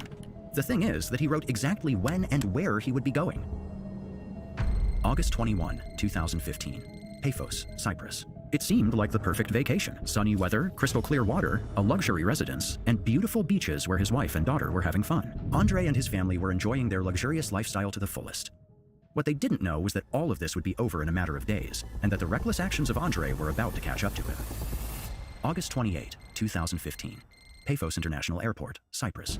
The Americans arrived early in the morning, joined up with the Cypriot Special Forces, and immediately began to plan Andre's arrest. Then, on the evening of the same day, a few minutes after the family returned from the beach, the Cypriot police stormed his residence, arresting Andre, his wife, and taking their daughter into custody. What had been a week of luxury was over, and Andre was now locked up in a cold cell in a Cyprus police station before being sent to the central prison of Nicosia, which is known for its highly illegal activities. While in prison, Andre Ginkel, aka Smilex, was said to have gotten access to mobile phones, which he used to alert other members of Evil Corp. At first, they wanted him to bribe his way out of the situation, but once this proved impossible, they told him to stay in Cyprus at all costs. However, this plan failed, and he was eventually extradited to the US in February of 2016. When news of the extradition reached the rest of the Evil Corp leadership, chaos broke out. All their emails, Jabber accounts, and most of their forum accounts alongside their fake company websites were wiped from the digital web. It was a total reset, but this wasn't enough to save their real identities. The US now possessed one of the most important people of the criminal syndicate, someone who knew everything. 2016, undisclosed location, Eastern Europe. It's a rainy night somewhere in Eastern Europe, and in a matter of 30 minutes, about 12 men enter a building, one after another. The leadership of Evil Corp has decided to come together and discuss the consequences of Andre Ginkel's arrest, the security of their systems, and what their next moves should be. They come to the agreement that their organization is safe. So far, no information about anyone has been leaked. This means that Andre Ginkel didn't talk. However, all of this isn't enough for one of the men. The mysterious leader, known as Aqua, recommends completely stopping their banking fraud operations, arguing that ransomware would be easier, safer, and more profitable. To explain it quickly, ransomware is a type of software that, when activated, encodes and locks all the files on a computer, effectively rendering the PC useless. To remove the ransomware, the victim must send a crypto payment to the hackers. Once the attackers get the payment, they will then deactivate the ransomware and everything will be back to normal. Most of the group agrees to move to ransomware, but a third of them insists on continuing their banking fraud operations. After a few hours of discussion, they eventually agree that the group should split up. One of them continues to be called Evil Corp, but ditches the focus on banking fraud for new ransomware focused around a new malware family known as Bitpaymer. On the other side, a new group is formed which calls themselves the Drydex RAT Group, and as their name suggests, they continue to use Drydex and banking fraud as their main digital weapons. After the meeting, Evil Corp thought they were safe and ready to expand once again, but they didn't know that while they discussed their future, the US had finally gotten Andre Ginkel to talk, and the information he was about to reveal would change everything. Federal prosecutors charged 2 Russian hackers today with ripping off American businesses and schools, even a nursing home. Yakovets is a true 21st century criminal who, with the stroke of a key and the click of a mouse, committed cybercrimes across the globe. He's earned his place on the FBI's list of the world's most wanted cyber criminals. That's right. The organization was Russian. It was called Evil Corp. We estimate that at least 300 different organizations in 43 countries have been affected by these attacks. What's the likelihood the FBI ever catches these guys? Yeah, it's rare for the FBI to get their hands on criminals in Russia, so even though the men were charged here, it could happen, but it is highly unlikely that they will ever face U.S. justice. Evil Corp's biggest nightmare was now upon them. They had been exposed as thieves on the biggest stage there is, and with a bounty of $5 million for some of the leaders, they now had the most powerful nation in the world and a bunch of bounty hunters trying to get their heads. Aqua had been identified as a Russian man called Maxim Yakubits, who was in charge of the entire operation, and Nintuto was exposed as a Russian man named Igor Turyshev, who was in charge of the financial side of Evil Corp. The final members of the Evil Corp leadership were Maxim Masilov and Andrei Shkolovoy, 2 men who were behind the account called Karamba, but had seemingly vanished from the face of the earth. After these announcements, Evil Corp fell into complete disorder. Some hackers disappeared, others allegedly talked to the US to hand over the leaders, and others were said to have been killed. In addition to all of this chaos, the US also sanctioned them, effectively rendering it impossible for US victims to pay their ransom since this would be considered illegal and could cost them more in fines than the ransom itself. So not only had Evil Corp been exposed, but their main way of making money was rendered useless. It was a complete mess, but one thing was certain. They were not going to let the US stop them, and quickly relocated all of their remaining members to the same place, a country that hates the US, happily welcomes and protects hackers, and which has a provision in its constitution that literally prohibits extraditing its citizens to foreign countries. 2020. Moscow, Russia. Evil Corp and its members were being hunted by everyone, but through their quick actions and good connections, they managed to regroup and move into their new headquarters in Moscow, and they had only one objective in mind: rebuild their organization once more and wage all-out cyber war on the US. Surprisingly, this only took them a few weeks, because in early 2020, Evil Corp was associated with threat actor UNC2165, a group of hackers that was extremely similar to Evil Corp and had appeared only a few weeks after the 2019 indictment. Under this new identity, they went all out, using every bit of malware they could to damage businesses in the US and Europe. And while all of this digital warfare was going down, the Evil Corp leaders were posting their lives on social media without any concerns, showing off their luxury cars doing donuts, exotic animals, and them having fun with all of their stolen money. Even though everybody wanted their heads, the Russian, Moldovan, and Ukrainian cybercrime scene hailed them as revolutionary cyber heroes, describing the leaders as visionaries who laid the foundation for the current cybercrime organizations. With managers, working times, customer service, and even promotions for stealing more than others. They were quite literally a hacking corporation, and by now they had made over $220 million with all of their attacks, and caused over $130 million in collateral damage to the international economy. All of this was, and is, of course, highly illegal, but cybercrime syndicates like Evil Corp are so closely associated with the Russian intelligence services that they get a free pass to do whatever they want. But this goes a lot deeper than just simple connections to the FSB. In 2017, Evil Corp leader Maxim Yakubets was actively working for the FSB, where he was tasked with, quote, acquiring confidential documents through cyber-enabled means and conducting cyber-enabled operations on its behalf, unquote. Which basically means to hack Russia's enemies and steal important documents from them. Even worse is that in 2018, only a few months before the famous indictment, American hackers revealed that Yakubets was actually in the process of acquiring his license to be able to get access to classified information for the FSB. This cements his connection to the FSB even further, and asks the question, what might he be up to today? And if the Evil Corp controversy put an end to his FSB ambitions. However, since the FSB never announced his departure, he's probably still working there. The truth is that Yakubets' father-in-law, Edward Bendersky, who owns several private military and security companies, is a former high-ranking FSB officer with direct ties to the Russian president, Vladimir Putin. In fact, he's so well connected that even to this day, he acts as a spokesperson for the FSB's V department, one of Russia's elite anti-terror groups. So it's likely that Bendersky put in some good words for his son-in-law, which prevented him from getting fired from the FSB. But Russia doesn't only enable and support criminal hacking, it also enables money laundering so that their hackers can legally use the money they steal. And Evil Corp is a massive customer here. One of Evil Corp's higher-ups, Igor Turashev, owns 3 companies with offices in the prestigious Moscow Federation Tower, with all of them having ties to SUEX OTC, EggChange, and Cashbank, all of which are known crypto money laundering companies and coincidentally have offices in the same building as Igor Turashev's 3 companies. To make it clear just how much illegal money flows through these companies, we just need to take a look at SUEX OTC, which has processed at least $160 million for ghost companies such as the ones Igor Turashev owns. This amounts to almost 40% of their entire business since 2018. So we could say that laundering money for hackers is a massive business opportunity for them. All of this might seem massive, but keep in mind that this is nothing compared to what traditional banks such as Deutsche Bank have done, with them laundering over $20 billion for both traditional and cyber criminals located in Russia. Either way, it is clear that Evil Corp is a cybercrime syndicate like no other. And even though the entire operation almost collapsed after Andrei Ginkel was arrested in 2015, they managed to regroup and create one of the most feared and dangerous cybercrime syndicates in existence.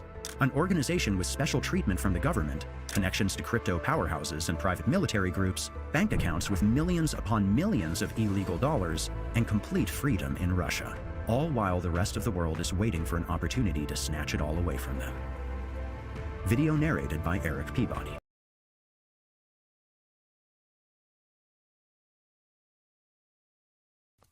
Sometimes you read the news, and the story sticks with you forever. One such news story I saw was some security news I heard, and I'll always remember it. It was when I first saw a presentation about the NSA ANT catalog. Have you seen this? It's mind-bending. Okay, here's what happened. Someone with access to NSA documents took the ANT catalog and gave it to journalists at Der Spiegel, and then they published it. At first, we thought it was Snowden who leaked these documents, but we're not sure if it was him or a second leaker. I asked Snowden on Twitter if it was him, but he didn't respond. So what's NSA's ANT catalog? ANT stands for Advanced Network Technology, and in this catalog are a list of hacks, exploits, and cyber surveillance devices that the NSA can use for certain missions. If you work at the NSA and you need an exploit, you look through this catalog and then request to get one of these devices or pieces of software. When you look through it, it looks like the work of science fiction, but these are all real devices. Let me point out a few to you. NSA has created a device, codenamed Cottonmouse. It looks like a typical USB plug, one you'd see on a mouse or a keyboard, but it's actually capturing all the data going through it and wirelessly transmitting that data. It listens for mouse clicks, keyboard strokes, or any other data going through it. Now, the receiver has to be close by, 20 feet maybe, and with a strong antenna and nothing in the way, it could probably transmit much further. So someone can be listening maybe in the room next door to everything that your USB connector is seeing. This is some next-level technology that the NSA developed in 2008, which still isn't even available commercially today. And the ANT catalog even lists a price for this, $20,000 per USB implant. Geez, that's a lot. The NSA ANT catalog has loads of other hacks and implants. There's Dropout Jeep, which is a piece of software that if you can get it onto an iPhone, it'll give you all the text messages, contacts, voicemail, it'll hot mic or open the video camera and get a geolocation of that phone. And there's Firewalk, which is a pretty amazing network sniffer. And there's JetPlow, which is a firmware that gives the NSA backdoor access to a Cisco firewall. And then there's Deity Bounce, which is an implant that goes onto a Dell server, which can get them backdoor access to that. But one of my favorites is called RageMaster. This is a little device that taps into any VGA port. This is the connector that goes from your computer to your monitor. And with this, it can wirelessly transmit everything that VGA connector sees, essentially cloning that monitor to be seen by someone else at a distance.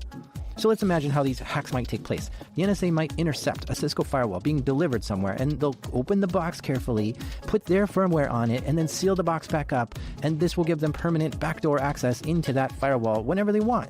Or if they know their target is going to stay at a hotel, they can get a room next door to their target, break into their target's room, install Cottonmouth or RageMaster, and then listen in the other room for the wireless signal to see everything that person was typing and seeing. Even if that person wasn't connected to the wireless or any network at all, this is possible, and it's insanely impressive.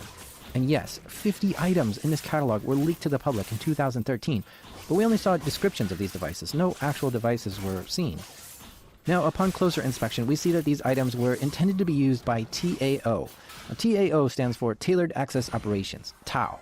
And it's a unit within NSA that has a primary objective to gather intelligence on computer systems. The people within TAO have access to the most sophisticated hacking tools ever created. They have the budget and ability to spend years on research and development to make insane tools and then use them whenever they need. TAO is NSA's elite hacking force, and they've actually changed their name to Computer Network Operations now, but for this story, I'm going to just keep calling them TAO. Now, when security companies research hacking campaigns, they can't tell for sure who did it, so they give hackers a unique code name. Fancy Bear is what's given to the Russian hackers. Charming Kitten is given to Iran, and so on. But security companies have investigated certain malware that's come from the NSA, and so a hacking name was given to the NSA. The name they were given is the Equation Group, and it's believed that whoever is doing work for the Equation Group is specifically TAO within the NSA. These are true stories from the dark side of the internet. I'm Jack Rhysider. This is Darknet Diaries.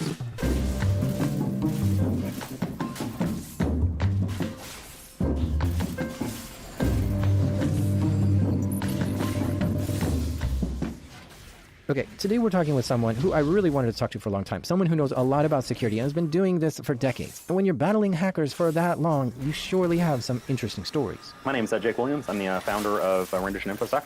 I think right now I'm an InfoSec dumpster fire, putter, outer. Basically all over the board when it comes to InfoSec, incident response, red team, SOC, whatever. What does Rendition Security do? Well, we run a managed security operations center, so managed SOC or VSOC as some people call it. We do it 24/7 here in the U.S. It's actually managed out of Augusta, Georgia. And then separately, worldwide, we do red team and incident response. We have folks actually in several countries and do a lot of international work as well as domestic work as well. So basically red team, incident response is a big piece for us, digital forensics, some security architecture work, and then of course the VSOC. And for you Twitter folks out there, this is Malware Jake on Twitter. And I say that because he has 50,000 followers on Twitter and he's pretty well known. And besides being the founder of Rendition Security, he also teaches SANS courses. These are information security courses, and specifically he teaches courses on threat intelligence, forensics, penetration testing, and even threat detection. SANS courses are usually fantastic and extremely informative and have some of the best teachers. For this story, we're going to go back to August 2016. Jake was working for Rendition Security then, and his client had a specific security issue that was so big they needed Jake to go on site to help. This was an incident response. The client was hit with something serious. So Jake and his team went to the client location and took over a conference room to begin doing triage. We already had a war room per se right there for the incident response. So Jake had been at this client site for a few days now, trying to help resolve this security incident.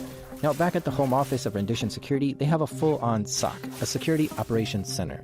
So while a few people were on site helping the client, there were many more people back in the office helping out too. A SOC is usually quite a sight to see. They have lots of technicians or analysts sitting in desks with 3 or 4 monitors each, analyzing alerts. But on the wall in the front of the SOC will be all kinds of big screen monitors, world maps, attack maps, rosters, news feeds. And on one of the monitors in this SOC was a Twitter feed. Now, in the early morning of August 13th, 2016, one of the people in the sock saw something on that Twitter feed, and they knew they needed to tell Jake. Maybe 6:30 or 7 in the morning, something like that. And I remember we were just rolling out, if I remember correctly, I think to Sonic for breakfast, right? Grabbing some of those breakfast burritos they had. The tweet that Jake read was posted by someone with the name Shadow Brokers with 2 S's at the end. The tweet said, quote, "We follow Equation Group traffic. We find Equation Group source range. We hack Equation Group. We find many Equation Group cyber weapons. You see picture? We give you some Equation Group files free. You see? This is good proof. No? You enjoy. You break many things. You find many intrusions. You write many bad words. But not all. We are auction the best files." End quote. That is hard to understand. Sounds like whoever wrote that, English was not their first language, but it basically said this group, Shadow Brokers, have stolen some cyber weapons from the NSA, specifically Tau within the NSA, which is what Equation Group is, and that they're giving away one of these exploits for free to everyone now and auctioning the rest off. So the rendition SOC saw this, thought it was important. We got alerted from one of them and said, hey, are you seeing this? And up to that point, the answer is no, we haven't seen this. And so then we're popping up on Twitter and going out to GitHub and saying, okay, hey, first it was the download the stuff from GitHub, and then it was oh snap, this is real, right? This isn't a hoax, this is real stuff. So even though Jake is the president of Rendition Security, and even though he was on a client site at the time, he felt this was so important that he took time out of his day to download these files and to look at this malware that the Shadow Brokers had released. The malware was a specific exploit for Cisco and Fortinet firewalls, and this malware would allow the attacker to send an exploit to a fully patched firewall and allow the hacker to take full control of that firewall. Well, I downloaded some files that we'll say, for sake of argument, look legit, right? So. Jake says it looks legit. Let's consider what that means for a moment. Someone calling themselves Shadow Brokers has claimed that they got one of Tau's secret exploits and publicly dumped it for the world to see. An exploit that Cisco and Fortinet did not know existed. And this exploit does in fact work on a fully updated firewall, meaning it was previously unknown to the world, and now Jake is saying it looks legit. Yeah, I mean, I think that's as far as I can go directly without confirming or denying. We'll say look like legitimate threats. I feel like Jake might know something more about this than he's leading on. I mean, what president of a security company is going to take time out to download a potential NSA exploit, test it, and then come out and say it looks legit? And after this, he went into the client office to continue doing work for them. Actually was a Cisco customer who had a lot of legacy Cisco equipment. And having some of that legacy Cisco equipment with the, basically, we'll just say it was equipment that was itself vulnerable in some of the configurations. Some of the stuff they had actually was vulnerable to some of the stuff that was released, right? Which is obviously not a best case kind of scenario there. So definitely was doing some digging into, what's in the dump and what kind of exposure does that leave, not just them that we're on site with, but obviously other clients as well. Both Cisco and Fortinet confirmed this was a vulnerability they were not aware of and issued a patch right away. But this barely fixed the issue. The issue now is, who are these Shadow Brokers? How many exploits do they have? How did they get these? And not to mention, they're selling even more of these to the highest bidder. They even went on to say if they can get 1 million Bitcoin, they'll dump everything to the public for everyone to see. But the immediate problem is realizing that this top secret exploit is now in the enemy's hands. Well, everybody's hands, right? I guess is the, at the time, bear in mind, right, it's one zip file, and it is a, it's one zip file, right? And there's no evidence at this point that they have anything else specifically. I know they claim to, right? But in their initial post, that's all gibberish anyway. So I'm kind of looking at it going like, it's one file, right?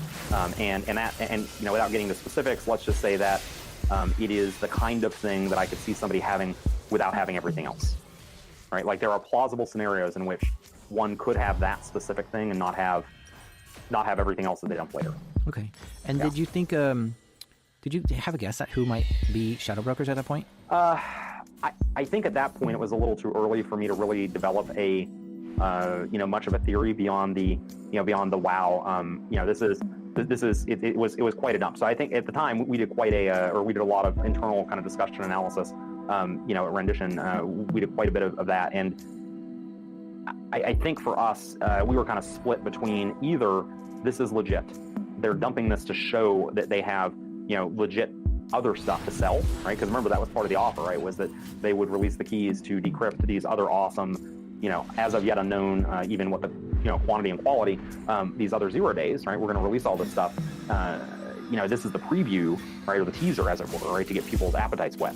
So that was, I think about half of us, the group, kind of looked and said, yeah, that's probably what it is. And there was another group that was, another contingent that was like, yeah, no, this has nothing to do with money, absolutely nothing to do with money. This is full on, regardless of what else they have, this is full on an information operation, right?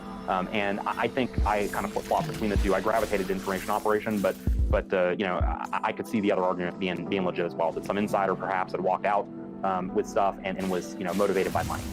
The news was now spreading all over the internet that the shadow brokers had leaked NSA hacking tools. The Guardian was posting about it, Ars Technica, Engadget, The Atlantic, Wired, even the New York Times. This was a really big deal and had the attention of the world. So how much did the auction get to? Well, in the first 24 hours after the dump, the auction only received $937, which I think was quite a disappointment for the shadow brokers. People everywhere were trying to guess how they got these exploits. Did someone hack the NSA? Maybe the NSA hacked them, but then left their hacker tools behind. Because if the NSA is going to hack something, they need to put their exploit there first and then execute it. So maybe they just left their exploits behind. Or maybe someone from the NSA grabbed this stuff and walked out with it. Nobody knew for sure, but these shadow brokers had captured the attention of the world. 2 months later, Joe Biden was on NBC's Meet the Press. The two were talking about Russia possibly hacking the elections, and they had this to say. I talked with former Russian ambassador Mike McCall, and we talked about the idea that every once you got to respond when they're hacking. You got to do something. He described it as a high hard one, maybe just sort of like in baseball, you throw a high hard one to send a message. But we send a message yet to Putin. We're sending a message. We have the capacity to do it, and the message he'll know it. He'll know it. It'll be at the time of our choosing, and in the circumstances that have the greatest impact. So a message is going to be sent. Will the public know it? Hope not. Mr. Vice President, I'll leave it there. Thank you, sir. Thank you. 2 weeks after that, shadow brokers published their second dump. First, they say this right away, quote, "Why is Dirty Grandpa threatening CIA cyber war with Russia?" End quote. Now, I believe they're calling Biden Dirty Grandpa here because of what he said just a few weeks earlier, which is a really, really weird thing to say, but okay.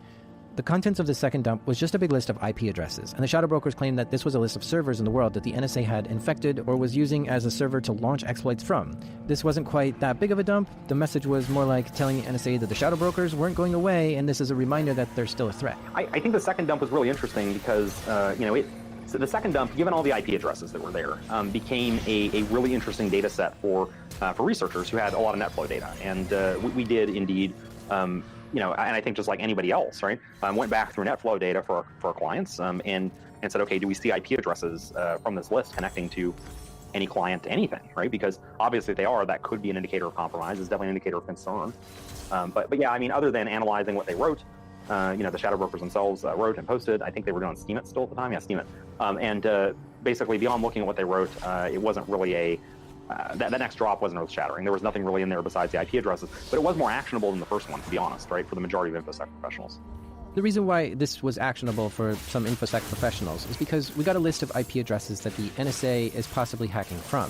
And if you can cross-reference that with the IP addresses that are coming into your network, like hits to your website, logins to your VPN, that kind of thing, you might be able to notice if the NSA was hacking you, or at least in theory, that's what you could possibly check for. Stay with us, because after the break, the world is about to change. Now, something huge happened in the world just after this second dump. The U.S. had a presidential election, and Donald Trump took the election. There was a lot of rhetoric at the time that the Russians meddled with the election, and just as people were starting to talk about that, in January of 2017, the shadow brokers made another post, and this one saying goodbye. The post said that they did not get the Bitcoin they were hoping for, so they're just going to release more hacking tools for free for anyone. And they posted 61 Windows executables, link libraries, and drivers, claiming each one was developed by the Equation Group, TAO, within the NSA, and can be used to hack Windows computers. Again, these did check out, and they were new exploits not previously seen, and they looked legit again, as in they were probably created by the TAO in NSA. The shadow brokers then signed off, saying goodbye, claiming they're going to go dark because they didn't get enough Bitcoins. 67 or something files, the actual files themselves also get sent out, and that was a pretty big deal for us, right? Because in their directory listing it says something like event log edit or edit event log something, and there's multiple references to it. And in the InfoSec community, particularly the forensics or deeper community, a lot of folks take those event logs to be sacred, right? There are whole textbooks written about how you can basically clear an event log, but you can't surgically edit one. Now, those of us in incident response have known that's been not true for some period of time, but we don't have, most of us don't have publicly available tools that we can point to and say, no, look, here's the capability. The capability definitely exists. Here's where it's at, right? Again, anybody who's in this business knows that it's a capability. We even know who had it up to that point, but suddenly overnight, everybody had it, right? And it changed the game on incident response. And having seen that, we wanted to go ahead and basically that was one of the first major posts that I wrote about it, was to say, hey, look, this is a game changer for incident response. It's a game changer for a lot of stuff, but specifically for IR, this is a full-on game changer. Pay attention. Yeah. The exploit they dumped means a hacker can edit an event log in Windows. This was previously not a capability. Well, not a capability except for the Tau unit within the NSA, but now the whole world has this capability. This could have a big impact. And so Jake continued to analyze what the shadow brokers were dumping. And yeah, he was blogging about it, talking about what he thinks of this and what the important takeaways are from these dumps. But this wasn't the last we heard from shadow brokers. About 3 months later, in the first week of April, they showed back up. They made another post, dumping more stolen hacking tools, and in this post, they even had a message for the president. Quote, "The shadow brokers voted for you. The shadow broker supports you. The shadow brokers is losing faith in you, Mr. Trump. It's appearing you are abandoning your base, the movement, and the peoples who getting you elected." End quote. Does this mean the shadow brokers are part of the far right? Or is this some kind of smokescreen? Well, again, Jake saw this dump, analyzed it, made sense of it, and then made a blog post about it. I said, look, if you track the dumps and you track some of the rhetoric, right, the timing of the dumps is very convenient around, basically conveniently aligned around times that Russia is being called out in the press for hacking. And literally what they're doing is, I hypothesized, and I said, basically, while I can't say for sure that, the timing is coincidental or circumstantial, whatever, we can say that the shadow brokers dumps, the timing of these definitely lines up with times that Russian hacking is in the news. And, in the tech space, which is largely where that's being covered, them dumping these, or, creating these dumps is completely taking, the focus away from Russian hacking and putting it on, oh my gosh, NSA lost tools, allegedly, right? And, checkbox, right? So it's always weird when hacking stories get political for me, because I don't think us security people even consciously realize when it does get political. We just see some shadowy group of people dumping hacking tools, which is a real impact on the networks we're trying to secure. But if you lean into the story, you start seeing things like Biden and Russia and elections and Donald Trump. Well, these were some of the observations that Jake saw, and he was starting to post this to his blog. Now keep in mind, Jake here is known as Malware Jake on Twitter, where he has 50,000 followers. But when he posts a blog post, it gets considerable eyes on it. And this particular blog post got retweeted and started spreading. Not just retweeted, but that actually took the content and basically wrote stories around the content, right? Saying, oh, Jake Williams, the rendition says, that he believes this is, if not a Russian operation, in the interest of Russia, right, kind of thing. And so folks wrote stories about the analysis kind of deal. It's kind of exciting to have a blog post of yours gain some traction like that. It feels good that you have something helpful to say about the conversation and people appreciate your thoughts. But then, the next day... Gosh, I was in Orlando teaching a SANS event. I was actually sick at the time, too, on top of, was running a natural fever on top of everything else.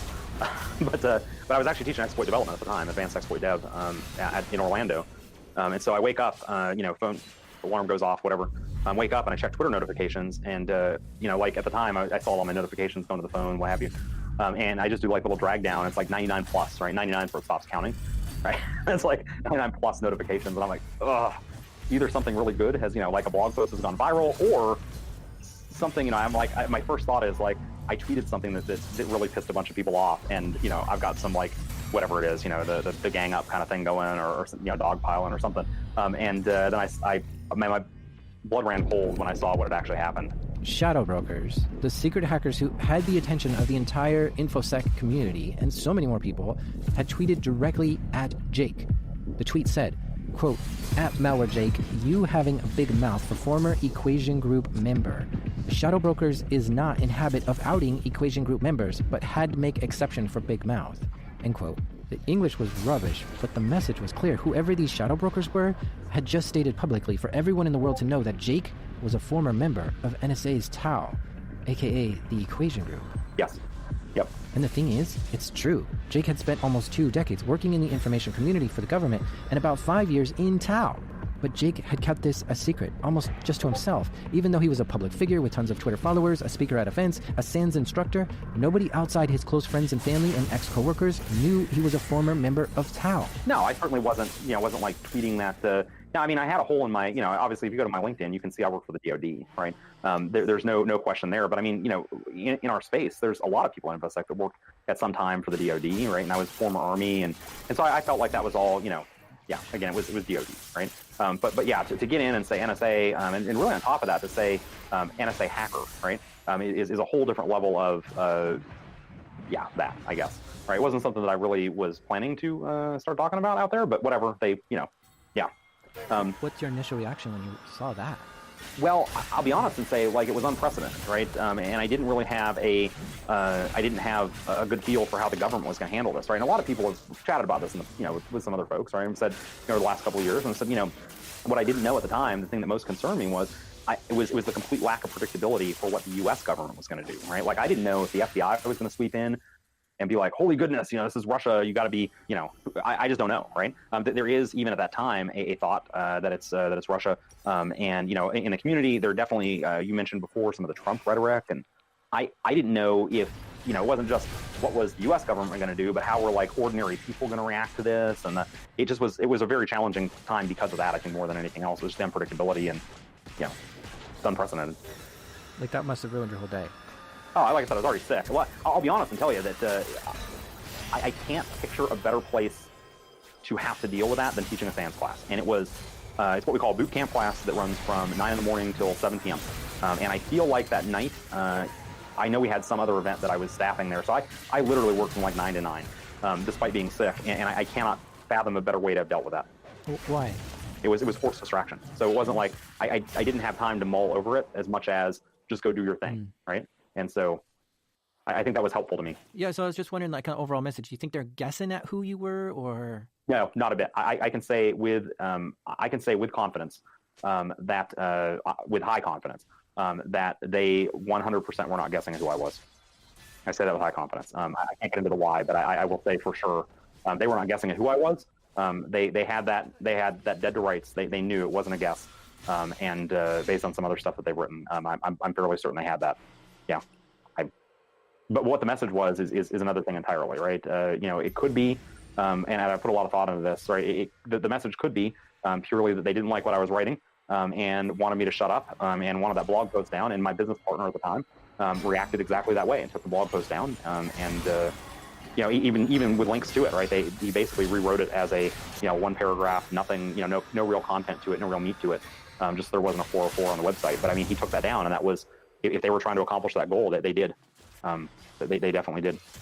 So I could have also been, that if somebody else was out there, that hadn't yet been identified, that, they were trying to say, like, hey, if you do what this guy does, we're going to out you too. I don't know. I mean, I would expect that if anybody else were thinking about commenting on, former NSA folks were thinking about commenting on the shadow brokers, that would expect that would be a deterrent as well. But again, as far as their motivation, it's really hard to nail down. What a weird and surreal thing to happen to Jake, to be outed publicly by this mysterious hacker crew. It's like he was doxxed by them. And the tweet didn't just stop there. It went on to say how the shadow brokers know about some top secret weird missions, and I'm going to assume classified things that Jake was involved in while at Tau. The shadow brokers' tweets started, or their messages were saying things like connecting you to things like Odd Jobs, CCI, Windows Bits Persistence, and the Q group. Mm-hmm. Do you have any comment about that? There's no safe comment that I can make on any of that. A few days after that, the shadow brokers released yet another set of stolen exploits. And this one would make a huge splash in the world. This dump contained Eternal Blue and Eternal Romance, among others. Now, what's so important about Eternal Blue is that this is an exploit that can be used to remotely access Windows computers running SMB, which was something that was installed by default on all Windows machines, making millions and millions and millions of Windows computers vulnerable to this exploit. Eternal Blue was huge. This was the biggest of all their exploits, and it just landed in the hands of the general public for any hacker in the world to use. Eternal Blue might go down as one of the most successful hacking tools in history. It's really effective for letting hackers into Windows machines, but here's the strange thing. Just about a month before shadow brokers dropped this on the world, Microsoft had patched it. Yeah, they fixed it right before it was unleashed. The rumor has it that the NSA gave Microsoft a very quiet heads up that this might be in an upcoming dump, so they can work on patching it before it hits the streets. Now, of course, this too was a really big deal for Jake. He knew that Eternal Blue could have far-reaching effects on many of his customers, but he was still coming to grips with the earlier tweet that called him out. That single tweet, which outed Jake as an Equation Group member, really changed his life. Definitely changed my threat modeling. No question about that. I look at the time, and again, in hindsight, a lot of people, I think, will say overreact, whatever. That I might have been overreacting. But man, at the time, again, we just didn't know. We didn't know what, not just what they were going to do, but what anybody was going to do in response. Our own government included private citizens who were pro-Trump, anti-Trump. They had taken a Trump stance, whatever that broken English language thing was, right? And so we just didn't know. And so I guess the short of it is, from immediate concerns, I had to call my ex and say, hey, here's the situation. My ex, by the way, never having served, right, doesn't really track with all this, and I'm having to give her this crash course in. So we think this is Russia. Here's the crash course in Russian intelligence services. We don't think we have to worry about them, but who knows, right? I'm more worried about, people believing that it's Russia and believing that we're somehow colluding with them. And the short of it is, do you want me to see my kid, right, kind of thing, or I'll totally understand if you say no, kind of deal, right? And so for several weeks, that's the way we played it, right? Was that me and my kid were on Hangouts like you and I are now, and not seeing each other in person, right? Because again, we just didn't have a good handle on how or if or whatever people were going to react to this. So yeah, as far as changed my life, immediately, right? There were some immediate impacts, that sucked, So yeah. Now, you've probably heard of the FBI's Most Wanted list, but did you know there's also an FBI's Cyber's Most Wanted list too? Criminal hackers that the FBI is looking for. When the FBI has enough evidence that a hacker has committed a crime, they will indict the hacker, and if it's severe enough, they'll stick them on this list. Sometimes the FBI indicts nation-state hackers too. Like, for instance, the Cyber's Most Wanted has 11 hackers who work for the Russian government, and they were involved in interfering with the 2016 elections. There's also 4 Iranian hackers indicted for conducting espionage against the U.S. If any of these hackers on the Cyber's Most Wanted list were to travel to the U.S. or even a country that has an extradition treaty with the U.S., they will probably be arrested and brought to court. But so far, no hackers have been indicted for whoever was behind these shadow brokers' dumps. Was there any travel that you canceled? Definitely, yeah, no question. They poked back up in July, I think. It was either late June or early July, and I canceled a trip to Singapore. Yeah. One of the issues that came down was, and a lot of people forget about this in the dumps, but in the April dump where they dumped Eternal Blue, they also dumped operational data involving Swift banks and some other stuff. There was our Swift transfers with some banks, and that said to me, at least, right, without confirming the data is authentic, said to me that it's not just tooling they have operations data. This means the shadow brokers are claiming to have seen some of the stuff the NSA has actually done. Right, and at that point, if you are watching the news and you're watching the U.S. Department of Justice indict foreign hackers, you then have to kind of step back and I definitely did this. I did a mental inventory of where did I target, right? And then even then, doing risk modeling of, does it even matter where I targeted, right? Does it really matter where I targeted specifically, or is it just because I was involved with that group that targeted X country, right? Basically, like, if I touch down here, am I likely to be arrested, right? And it's not just the question of like, what did they share, right? But what did they share publicly? It's also like, we don't know what they're sharing on the back end, and if this is Russian intelligence, or even if it's not, whatever. But what are they, whoever they are, sharing on the backside that we don't know about? So that also was a huge unknown, and that's something I continue to play, mentally today, right? Kind of mentally play through, because it's, we saw Canada arrested the Huawei executive on our behalf, right? An airport, for goodness sakes, right? She never even cleared customs, and that's. Every time I travel internationally, I'm playing those, that whole risk modeling, not just of, was I involved with this country, but for the countries that I was involved with targeting, right? Did I basically, am I on an extradition list someplace, or do they have an extradition policy with that other country, right? So yeah, I canceled travel to Singapore. I had some other opportunities that I passed on entirely because I just don't feel safe, traveling to a number of countries as a result.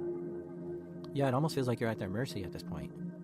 Well, there's no question. I guess if you want to play, I'm going to try not to play the victim here, because whatever, I made employment decisions that they were employment decisions. That's why those same decisions are why I'm where I'm at today. But yeah,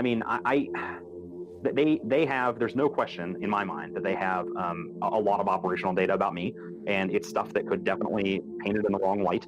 It would paint it in the wrong light would be very bad, and would for me personally. And I am definitely at their mercy for what it is that they choose to release or not release.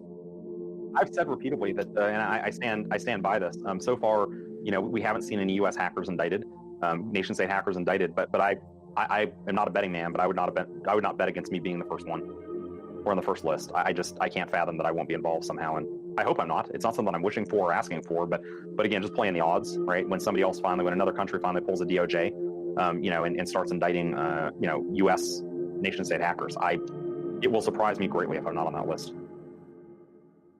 Jeez, I don't even know what to say about that. This is life in the shadow of the shadow brokers. It also makes me think about him as a SANS instructor. Like, I've taken a SANS course, and it would just blow my mind if I knew my teacher was wanted in several countries for hacking on behalf of the NSA. Like, is he a criminal or not? Some countries probably think he is, but back home, he's just carrying out his orders.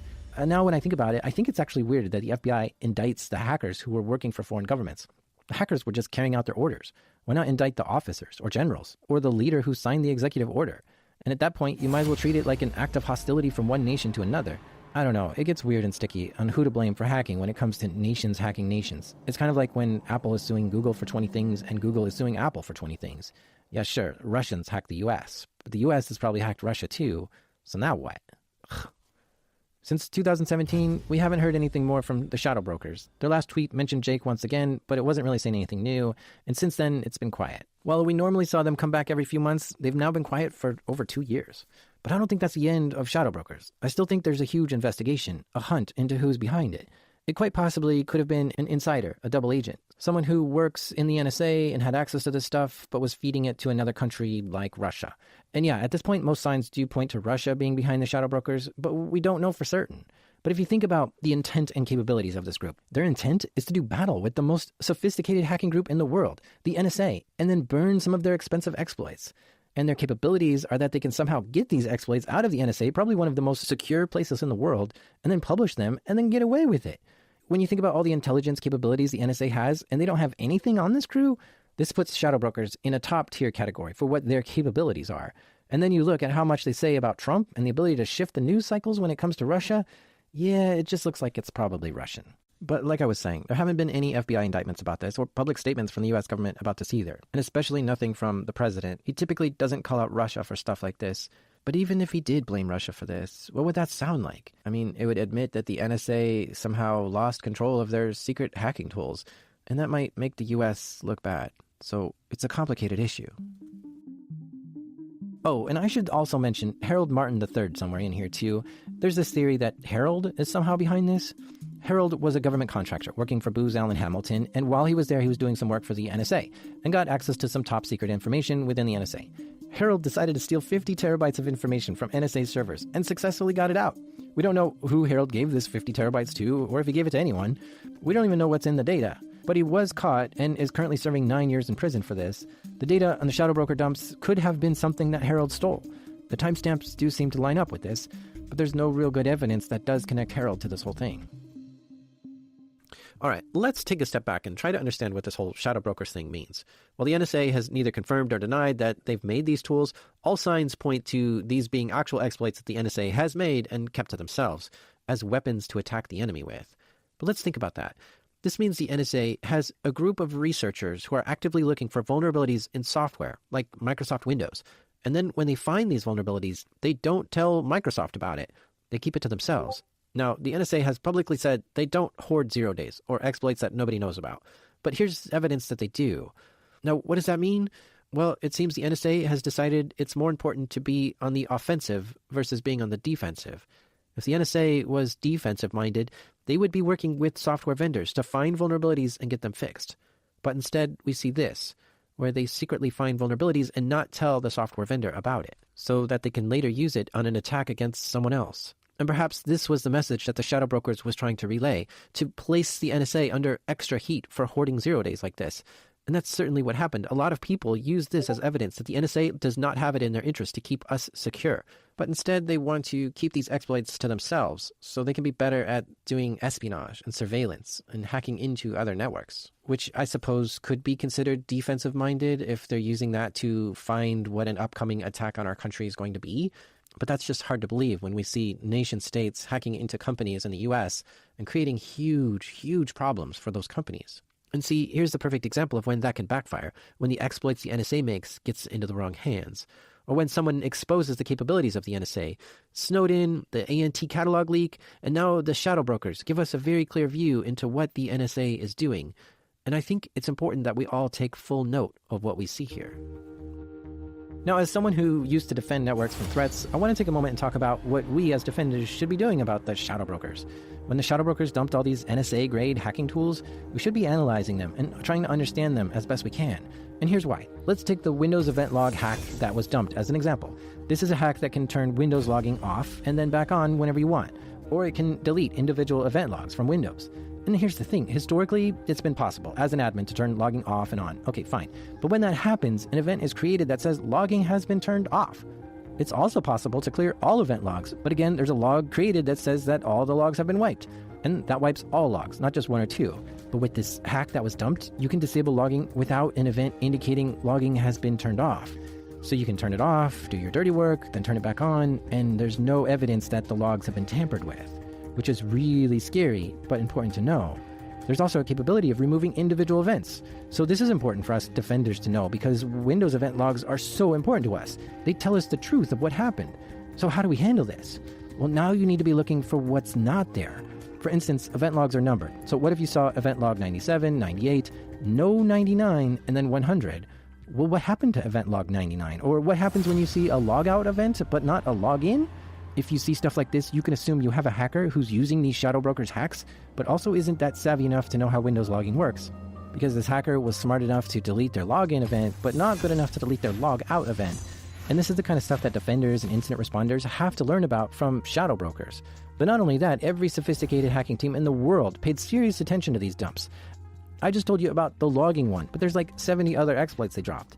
And like government hacking teams have probably done a deep analysis on every single exploit in the dumps to learn everything they could about it, what it does, how to use it most effectively, and then throw it in their bag of tools to use it whenever they want. And this is why it's important for the InfoSec community to know this as well. I mean, if the NSA did create these hacker tools, they probably spent millions of dollars on research and development to make it. That was paid by my tax dollars. So seeing what their capabilities are and knowing it's in the hands of every hacker in the world, it's an extremely valuable lesson for anyone working in InfoSec. It's simply not every day that we get to look at tools this sophisticated. And now any script kiddie in the world has them and is using them. And ever since these dumps, digital forensics and incident responder teams have been seeing a high amount of attacks that was using stuff from these dumps. And it still continues to this day. So it's very important for us defenders to understand this, especially for the exploit called Eternal Blue. Eternal Blue would go on to be a key component for some of the world's biggest hacks. Hacks that were so big, they practically caused doomsday scenarios for many people. So join me in the next episode as we dig into one of the hacks that used Eternal Blue.